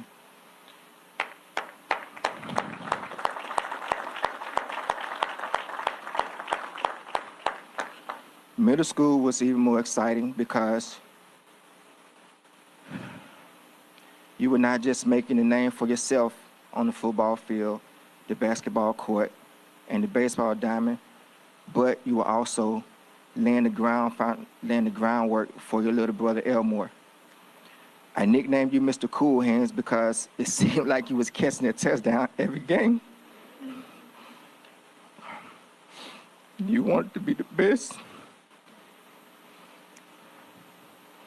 So I poured all my knowledge into you that I could by taking you to the gym to work out, taking you to the beach to do drills in the sand, teaching you how to watch film, how to study your opponent's strengths and weaknesses. And you carried these teachings all the way through high school and had an amazing run. Also during that time, you made a lot of friends. You helped a lot of people, and you became well liked by many. It really warmed me and your mother's heart when we would get a phone call or an email from a teacher talking about something that you did for a fellow student. All the teachers love Nolan. The day you came home from college, you came in the room and you asked me about training. You would always ask us or always tell us about things that you want to do for us. When you signed with a school, you want to do this and take me and your mother there. And I would always tell you that, son, you need to take it one day at a time. During this time, you trained, you worked out. The bond with your younger siblings grew stronger because they looked up to you for motivation, especially your younger brother, which played the same position that you did. You guys' competition, Cannon, Nolan loves you, and he wanted you to do just as good as he did. Ethan, the same way. Even though you weren't a receiver, he wanted you to do great things. Carly, Jaden, with you guys being the oldest, he wanted the best for you guys. And I know that he would have did anything he could to make you guys happy. I just want to say thank you all for coming out. Thank you all for coming out and celebrating our son. Nolan meant a lot to a lot of people. And today it just shows us how much he meant to the community, to the country, and to the world. Thank you guys again for coming out. We appreciate it. We're on a ferocious search for the truth, the whole truth, and nothing but the truth. So help me God. And so it is very important that you all understand our legal team. And we have these great co-counsels, but Reverend Al, we're all co-counsels. Anybody who's seeking the truth for what happened to Nolan Wells, I want you all to know that you all are our co-counsels. Amen? Y'all all our co-counsels. And on this legal team, we stand for truth, no matter who it implicates or exonerates.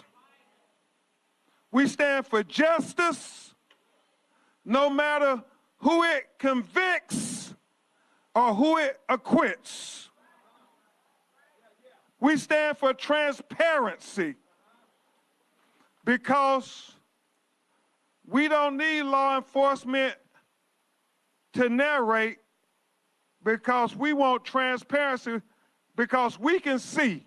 We don't need them to tell us what they think And that's why we need all of you to encourage people who were on Horn Island on July 4th. If you took a picture, if you have a video, if you have Snapchat, if you have anything, we are pleading on behalf of Elmo and especially on behalf of Christine. As she said, any parent will want the answers as to what happened to their child. They went out on the boat came back, and Nolan washed up on the shore 2 days later dead. When you want answers, when you want transparency, when you want the truth, when you want justice, I mean, is that so much to ask? Since Mississippi's so special, I'm not only saying we don't want nothing, I want to say right here now, and I'm inspired by who accused us of that I want to put up from National Action Network and me, I want to offer a reward of $50,000 to anybody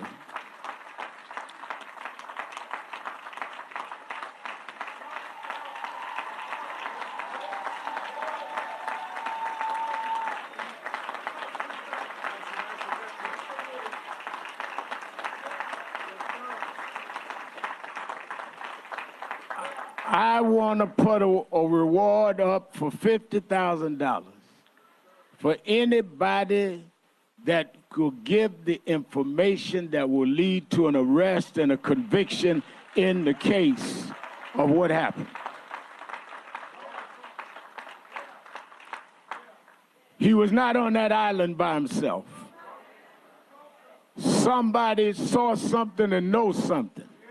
So I didn't come to make money, I came to give money. Stand up and tell the truth. Whatever it is, good or bad, we're not going to prejudge it, but we cannot end it until we know all the facts. I just got a text, Christine and Elma, you know that Tyler Perry said he would pay for the funeral. He must be watching. Because he said, I'm going to match you and put up $50,000 more. So we putting up $100,000 for anybody that'll come forward. We just want the truth, that's all. We just want the truth.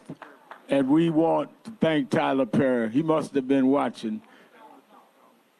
We want to thank Colin Kaepernick, who paid for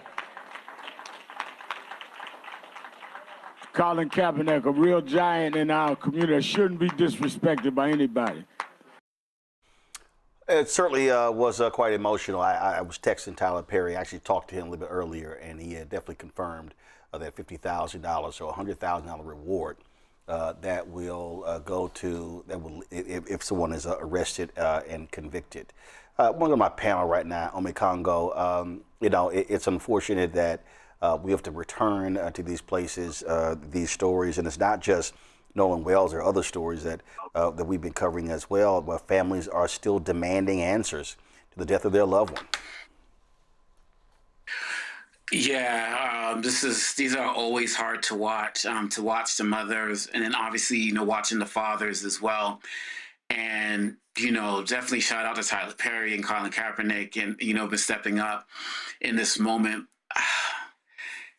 It's Roland, as you've been sounding the alarm right now, and other people have as well, we are in a crisis right now as it relates to what's happening to our children. They are ending up missing.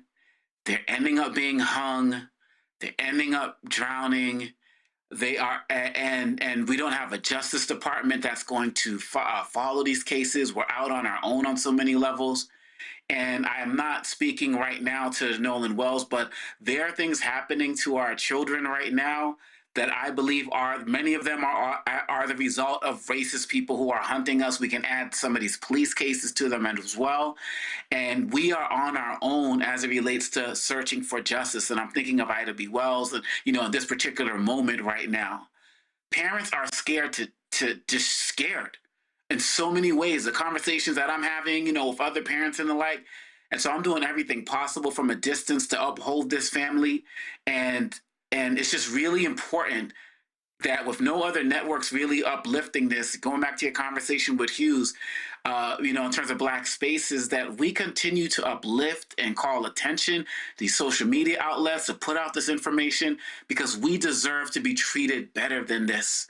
Our children deserve a better future than this. And in many different instances and ways, it's being robbed, and in many ways without accountability. So we're going to find out what happened to Wells. My heart breaks for him and his family. But we just have to be very mindful in speaking up about this is our kids are not just disappearing on their own. Something more is happening.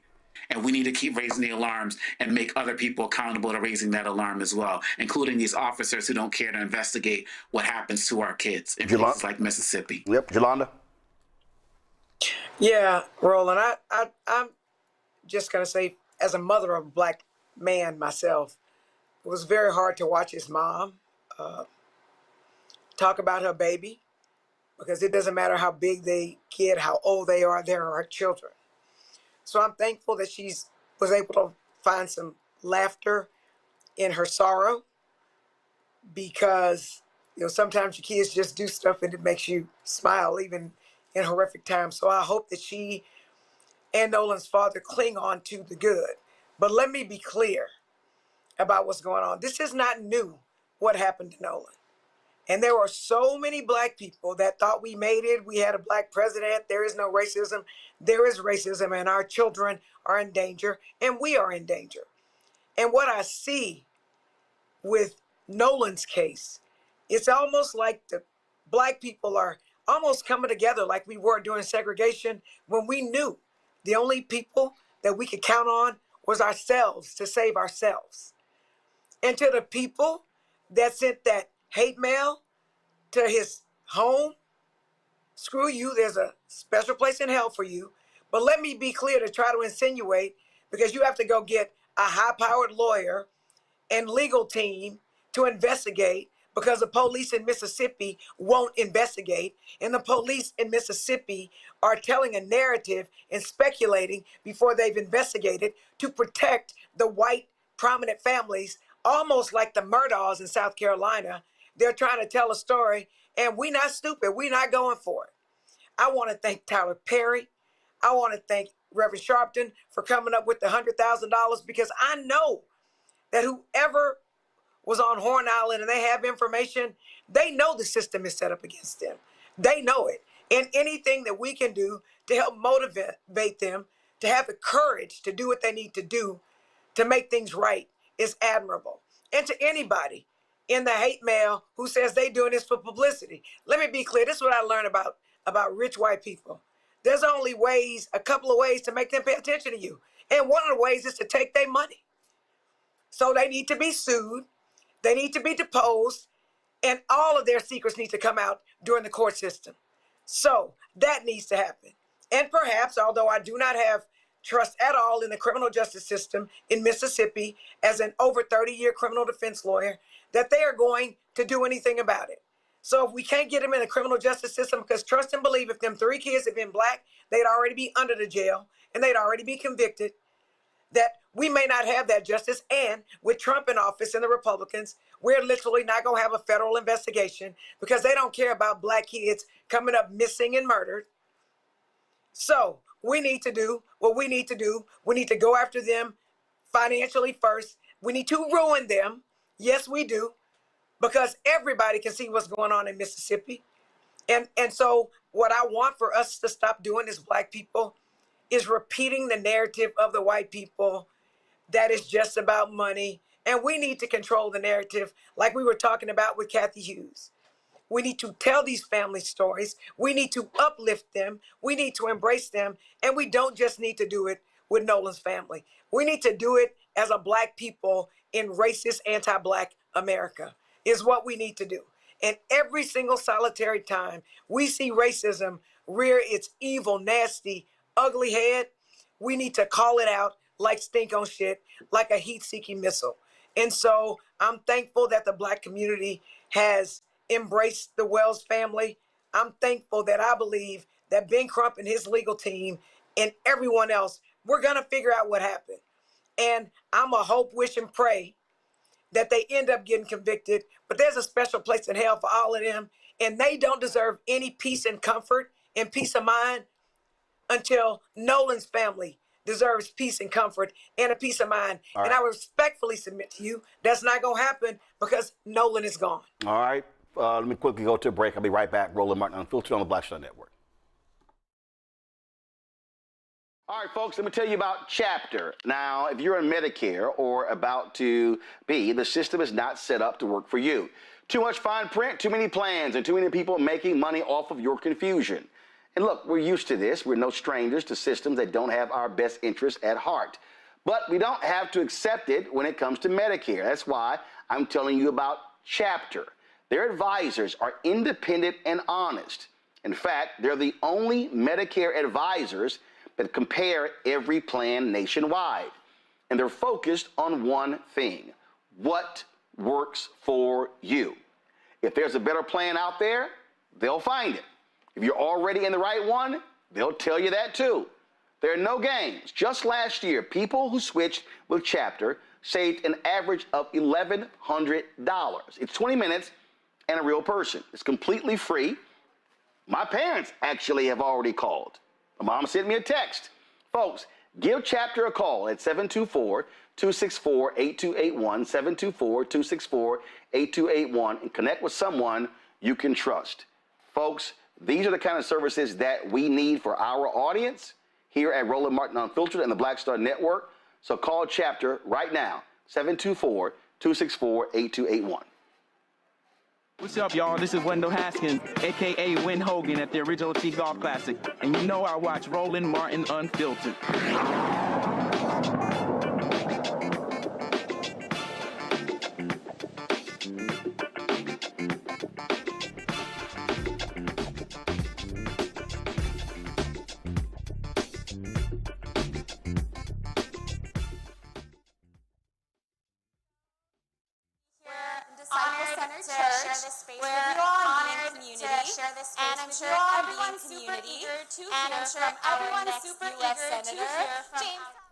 All right, folks, sorry, I was trying to get that audio straight there. So in Dallas, in DeSoto, actually, suburb of Dallas, Representative James Tellerico is about to have a town hall speaking to African Americans there. He had one yesterday in Houston, and so once we get the audio straight, we'll go back to that. Folks, let's talk about, though, Florida. A Florida police officer resigned after newly released body cam footage shows Melbourne police officers violently taking down a misidentified black teenager. On June 24th, Officer William Markle, one of the 3 officers who detained 15-year-old Judah Everidge, claimed the teen was resisting arrest. Judah suffered a broken arm because of the incident. Well, the body camera footage tells a different story. Watch. Get him the tape. Get on the ground, bro. Flip over, bro. I know his mom, I'm sorry. I know his mom, I'm sorry. I know his mom, I'm sorry. I'm sorry. Yeah, we're gonna break it if you don't fucking stop resisting. I got it. Fuck, it's back there. It's there. Fuck. Okay. Hang tight. Relax. What's going on with your arm? Give us your other arm. Hold on. Let me get another cup. Hold on. Look at my arm. Where? Relax. Lay on your chest. Lay on your chest. Can I explain? No, you can't. Lay on your chest. I was just walking. You saw us running. I know Armani, I can't explain. I know his mom. You know whose mom? Is that female? I was just in the car with her. I was going to the car with her. You were there. What? I was in. I was. Are you Armani? No. You're not Armani? No. I don't know what's going on. I was in the car. Why are you running from us? Go to that guy. You said there's somebody else. I was crossing the street. What's your name? Judah, Armani ran. I saw Armani run. I know his mom. I know Armani's mom. Stand by. We might have one outstanding. I know Armani's mom. I was in the car with her. With who? Somebody was talking to her. I was with Armani's mom. I was in the car with her. We're trying to figure that out. Stand by. I was just walking home. She gave me. Where do you live at? I was dog sitting. Do you have ID? No. Okay. Why'd you start taking off running, man? I did. I was crossing the street. I was trying to cross the street, sir. Ow! You're good, bro. My fucking arm. What's wrong with your arm? I'm looking at you. You dislocated my arm. Where? I saw my arm dislocate. Oh, fuck. Where? Whenever, it was like, I don't know, but ow, that shit hurt. Why are you running? I was just trying to cross the street. I'm sorry, but dude, that nigga got me. What the fuck? I didn't even do nothing. Oh, fuck. You good? No, I can't fully extend my arm. It's definitely popped out of place. Okay, we'll get it. Just hang, I got you. Huh? Would I just fully extend my arm? I'm not. Hold on. I'll get you medical. Just hang tight, all right? Get the fuck out of me. Bro, you literally flipped around. I'm just saying, can I help? Can I help quick? Oh, I'm sorry. Do you want to sit up or do you want to? Yeah, I just want to stand up. Just hang tight. Can I put my shoes on? Yeah, it's fine. Damn. Look. Cohen, do you got any allergies or any medical problems? Allergic to,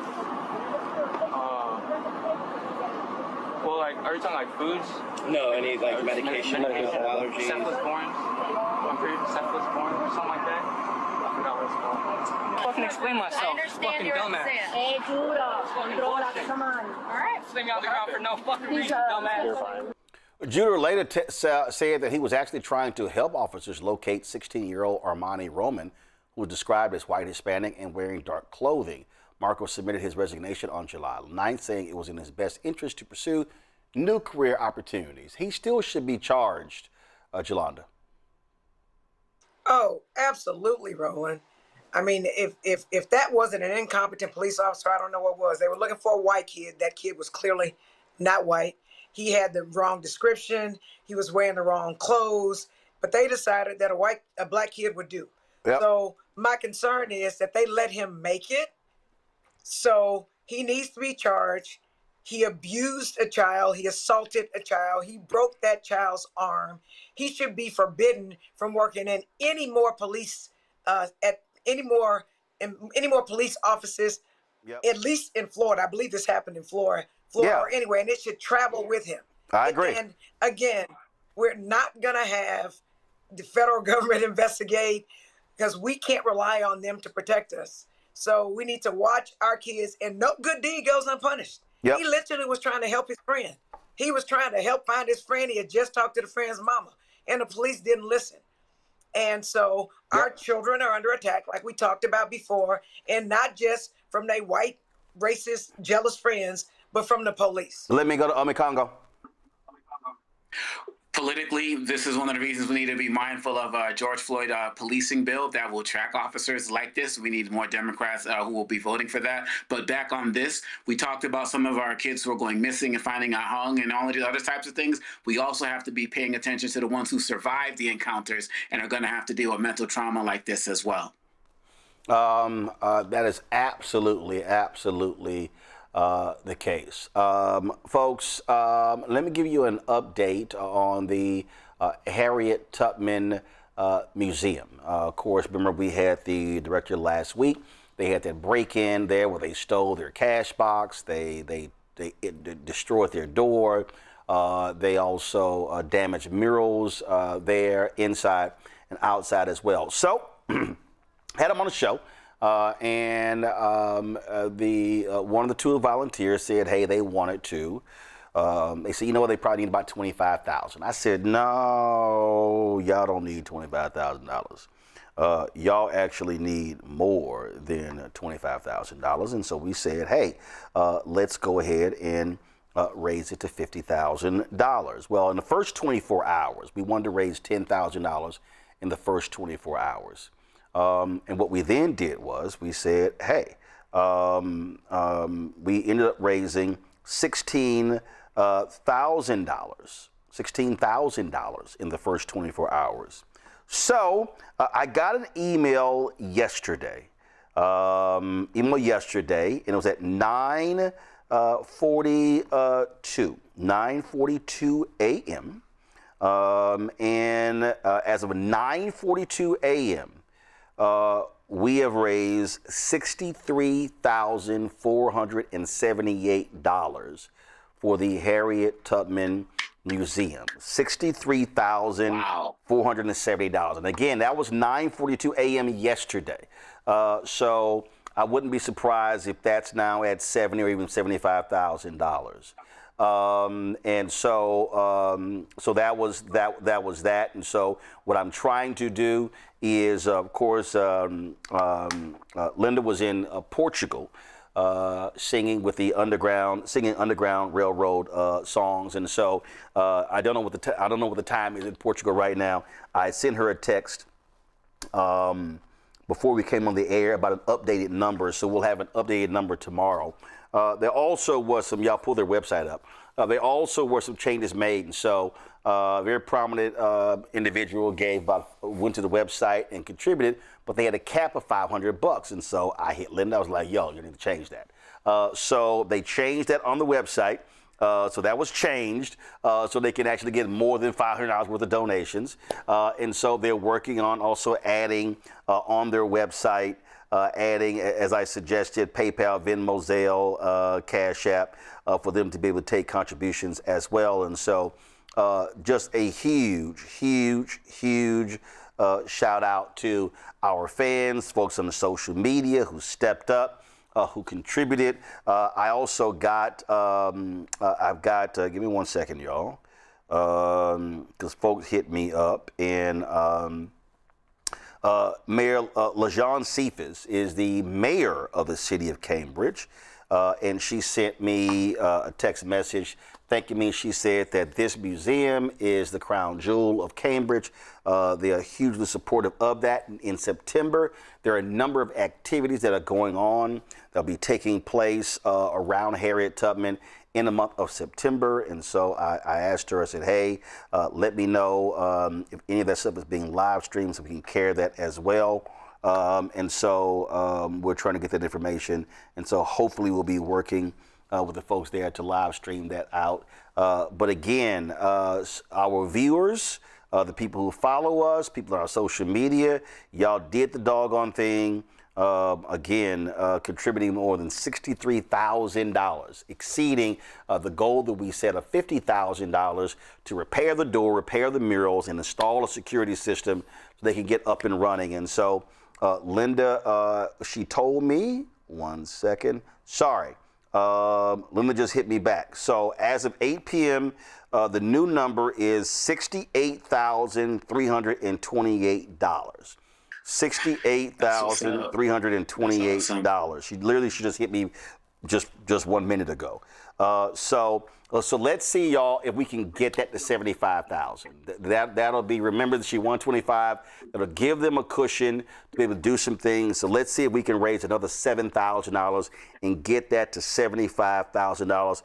Please, of course, y'all share on all of your social media. Please share your social media and tell them when they see the donate button, pull the website up again. And when you go to the website, thank you very much. When you go there, Harriet Tubman Museum Center.org /donate. And then when you see that button, you see that segment of the website where it says donate in the name of, just put hashtag Roland Unfiltered. That way we're able to track how much the donations came in. So again, absolutely great job there. So we appreciate everybody who got involved. And again, this is what I was saying with Cathy Hughes. This is what community is about. This is how our community, listen, we're not waiting on the federal government. We're not waiting on the state government. We're not waiting on any of these other places. We're simply put the word out there, and people stepped up. And so we certainly appreciate that as well.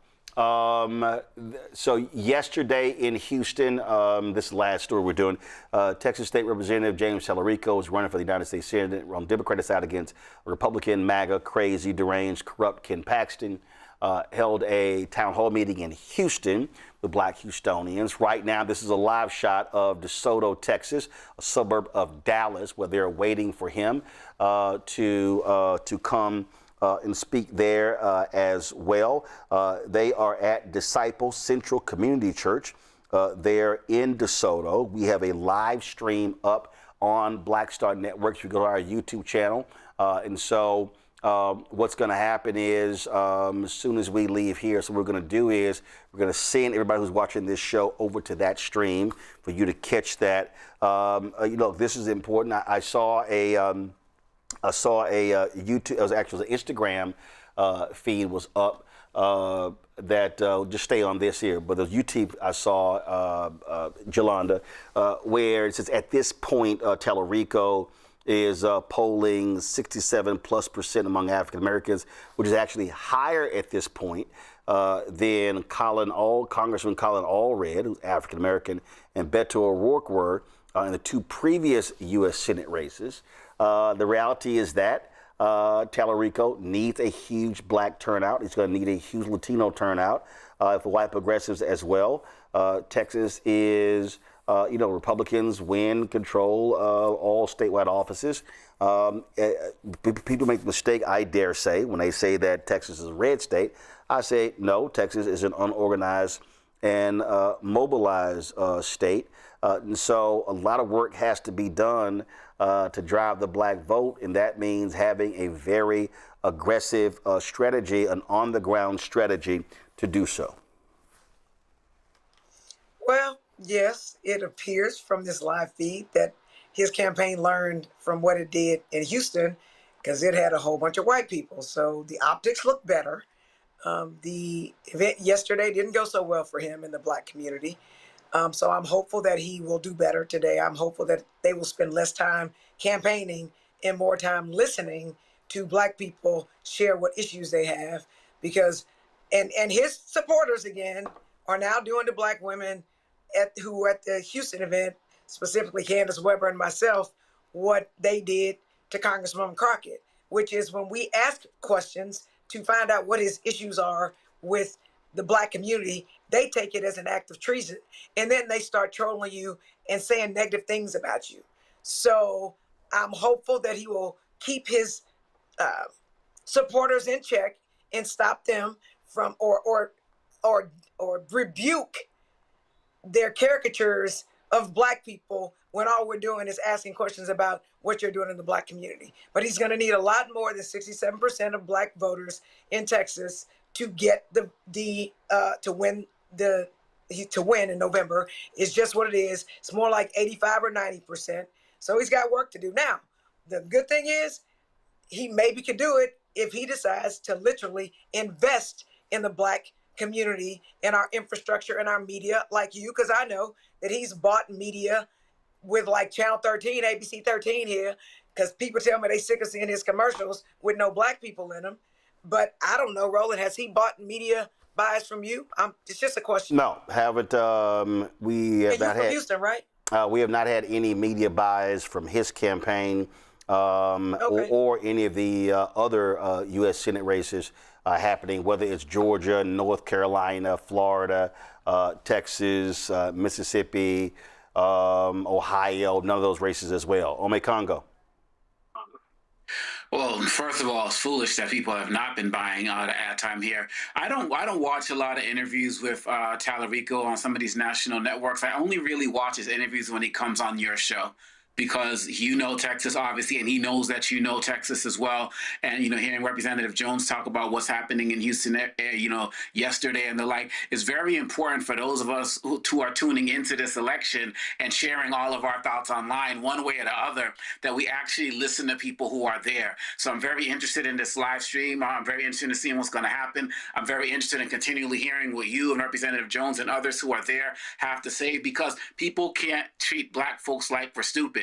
And people who are there, they are paying attention with a really keen eye and ear to really see what's going to come out of this. And again, this is something that's not going to be on any other network tonight. So this is an opportunity for many of us to really hear what he has to say, addressing our people, black people in a black space, clearly, which apparently didn't happen last night. Well, you had folks who were there yesterday. You had a number of things happening. Bottom line is this here. And I've said this here for numerous candidates, not just non-blacks. I've said this to black candidates. You cannot assume black people are going to vote for you. You have to have a ground game. You got to invest in black-owned media. You can't just assume folk are going to show up. You ain't going to win. And I said this directly to Colin Allred when he ran for the United States Senate. His campaign was horrible when it comes to black outreach. And so being black ain't enough. And so that's literally what has to happen. And so needs to see more of this. Let's see who this brother is speaking right now. Talking to James, and I'm going to do my little part and get out the way and pray because I know y'all came here tonight. I do want to thank James Tallarico's team. Can y'all give it up for his team? They do this every day, traveling on and off, came from Houston. So y'all can do better than that because it takes a lot. And Ceci is smiling, but she tired, y'all. She tired. And so we thank God for her. She is the greatest cheerleader in the world, and so we thank God for you, Ceci.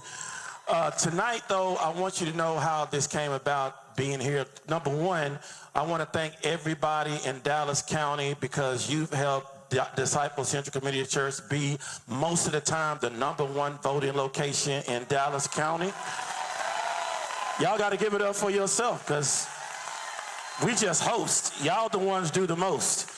And that's one of the reasons why we have this here, because of you, because you've helped bring the light and shine the light on DeSoto and all the areas here in Southern Dallas County.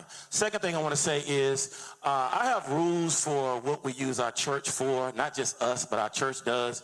And one of the things is if we're going to do something, we're going to do it right. And if we're going to do something, James and I have been talking actually since about October. And I want to let you know, this brother is the real deal. All right? I ain't just saying that because it's blood bank. I'm in the house of the Lord. All right? I ain't got time to be lying to you. I believe in him. And here's the other thing I want you to know, what Ceci just said, because I just spoke with him before we came in. One of my rules was, I said, James, you can't come to this city and our city is not reflected in that sanctuary. And I want you to look around because this is what DeSoto, this is what Southern Dallas County looks. Can you give a hand for that? I want to say that. That's a rule. All right? It's just what it is. It is what it is. Second thing is you can't come to this town and then just speak to the people and the people don't get to ask questions to you. And so here's what we've committed to do. We committed that we're going to stay here, and I told him, you can use this church until you get tired tonight answering questions. Because you came here to ask questions, didn't you? So he says right before this, hey, we're going to do that. So I want you to know this is not just some powwow rally. The brother is going to be asking your questions. Make sure you come with good questions. Now, here's the other thing. I want to make sure we are respectful in this place tonight. The reason is we do weddings in this place and we do funerals. We believe your healing can take place. We'll get you out of here. We're going to pray for you on the way out. We got to pray for, but we're going to be respectful. Everybody look at somebody and say, be respectful. I know you can get frustrated, all that good stuff, but make sure that you're respectful because it takes a lot to do this, and we know you got a lot to say, but we got a long time before we get to November. It's short, but it's long. So if you don't get your question answered tonight, guess what? You still can contact the team. You still got time to November. Somebody say amen. All right. Now, I do want to just thank everybody again. I want to pray. And then everybody, if you would, grab hands with somebody today and make sure that... Folks, that is Marcus King, senior pastor of the church there. And they do a fantastic job in Dallas County of really encouraging folk when it comes to voting in that southern sector there. You got Friendship West Baptist Church with Reverend Dr. Frederick D. Haynes III, who will be, of course, going to Congress, replacing Congresswoman Jasmine Crockett. I mean, you've got a multitude of churches, Concord Baptist Church there as well, my alpha brother Brian Carter, and so many others who do a great job there. So here's the deal, y'all. We have the live stream going, so y'all can actually check out, see what Tellerico says. Also, the questions that people are going to be posing as well. So we appreciate that. Thelma Anderson was supposed to be on the show. She's actually in the audience, and so she'll give us a rundown of what took place. Let me thank Jolanda. Let me thank Ome Congo being on today's show. I certainly appreciate it. Thank you so very much. Folks, don't forget, support our work here. Listen, what we do here is for our people. We center us. I could easily, and I'm telling you right now, I was seeing this story. They were talking about progressive shows or shows on the left. Well, let me be real clear. And they were talking about all these different shows, and I made this clear. We're not a left show. We're not a right show. We're not a progressive show. We're not a conservative show. We're not a Democrat show. We're not a Republican show. We black. With a period. That's who we center. That's what we focus on. It's very easy. And again, and also, I don't focus on bullshit. You ain't gonna see no gossip. You ain't gonna see no reality shows. I don't give a shit about who won between Drake or some other rapper. I don't care. I don't care about none of that. I don't care about no Housewives show. I don't give a damn. Hey, guess what? If y'all want to talk about the Jay-Z concert at Yankee Stadium, knock yourself out, go somewhere else. If y'all want to talk about, who's dating who got pregnant, who's getting married, go somewhere else. We are focused on news and information. That's what we do. And I know we sacrificing. I could easily, I look at the numbers. Oh, we could easily have hundreds of thousands. We could have, 20, 30,000 people tuning in live. If I was talking about some other stuff, that ain't what we do. We center black folks. We center our issues, our people, and that's what we do. That's what we always gonna do. And so your support is critical for us in doing that. So please support us. Cash App, join our Bring the Funk fan club.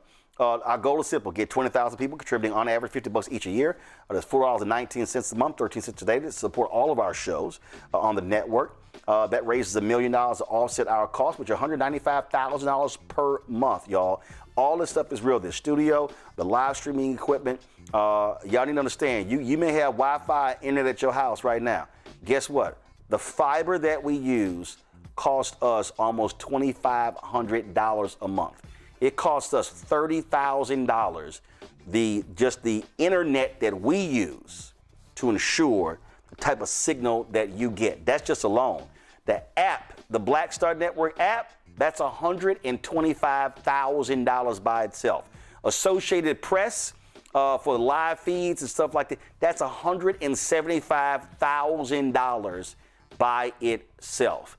Live View, and we're out there live, and we got our equipment. We got 3 Live Views. It's the top of the line. We have 2 Live View 800s and a Live View 900. That's top of the line. It's the same streaming equipment ABC, NBC, CBS got. Y'all, guess what? That cost us upwards of $200,000 every single year. So I just outlined for you right there 4 different things where the cost approaches $750,000. We ain't even got the staff and travel. And so to do this work, it's real. And the costs are real. So your support is absolutely critically important. Cash App, use a Stripe QR code. That's for credit cards as well. If you're listening, go to blackstarnetwork.com for ways to give. Checks and money order, make it payable to Roland Martin Unfiltered, P.O. Box 57196, Washington, D.C. 20037 0196. PayPal's R Martin Unfiltered, Venmo RM Unfiltered, Zelle, Roland at RolandSMartin.com, Roland at RolandMartinUnfiltered.com. Download the Black Star Network app, Apple phone, Android phone, Apple TV, Android TV, Amazon Fire TV, Roku, Samsung Smart TV. You want to get our Roland Martin Unfiltered Black Star Network swag, just simply go to shopblackstarnetwork.com. You also get our American 250 shirts. We got some fantastic shirts with quotes of Paul Robeson, James Baldwin, Bob Moses, Harry Belafonte, and others. And so, yes, I'm adding some quotes from some sisters. We're working on that as we speak. Mugs, hats, T-shirts, all that good stuff you got there. Also, all the products that you see right here in our studio, every single one of these products is a Black-owned company. And so we have all of these companies that are on our website, fantastic products. When you buy from shopblackstarnetwork.com, you buy from them. we also get a piece of that. So this supports this show as well. I told y'all the costs are real for the work that we do. And so that's why we do what we do. Again, go to shopblackstarnetwork.com.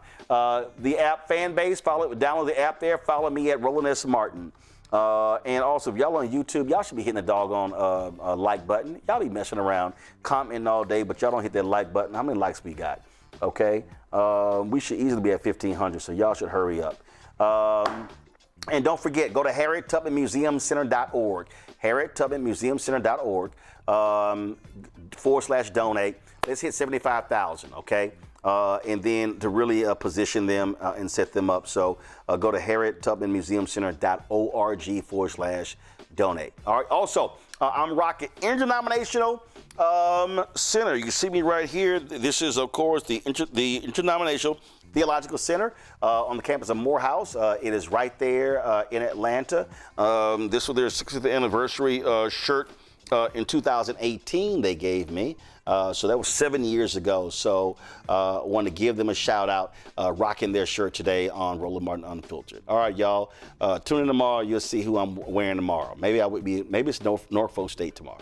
I don't know. Norfolk State, could be Howard. We'll figure it out. But they're awesome schools. So you know what? Let me go ahead and say this right now. I'm trying to think. So University of Virginia Lynchburg, y'all need to send me some gear. I ran one of y'all board members. I gave the commencement there so I can rock it on the shirt. I need to send Rosalind Artist a text. Benedict, I need some of their gear so I can rock on the shirt. Y'all know I only rock gear of HBCUs that I have been to, done shows from there, spoken there, done commencements, and so that's what I do. And also, we didn't mention it today, William Lomax, my frat brother, is stepping down, retiring as head of the United Negro College Fund. We'll be having him on the show talking about that as well. So, and Prairie View and Texas Southern University, y'all need to send me some gear as well. Y'all hometown, what up? So again, if you have not seen me in your HBCU, either they didn't send some gear or y'all ain't invited, brother. I'm only gonna wear gear that I get invited to. All right, y'all, that's it. I'll see y'all tomorrow right here, Roland Martin Unfiltered on the Black Star Network.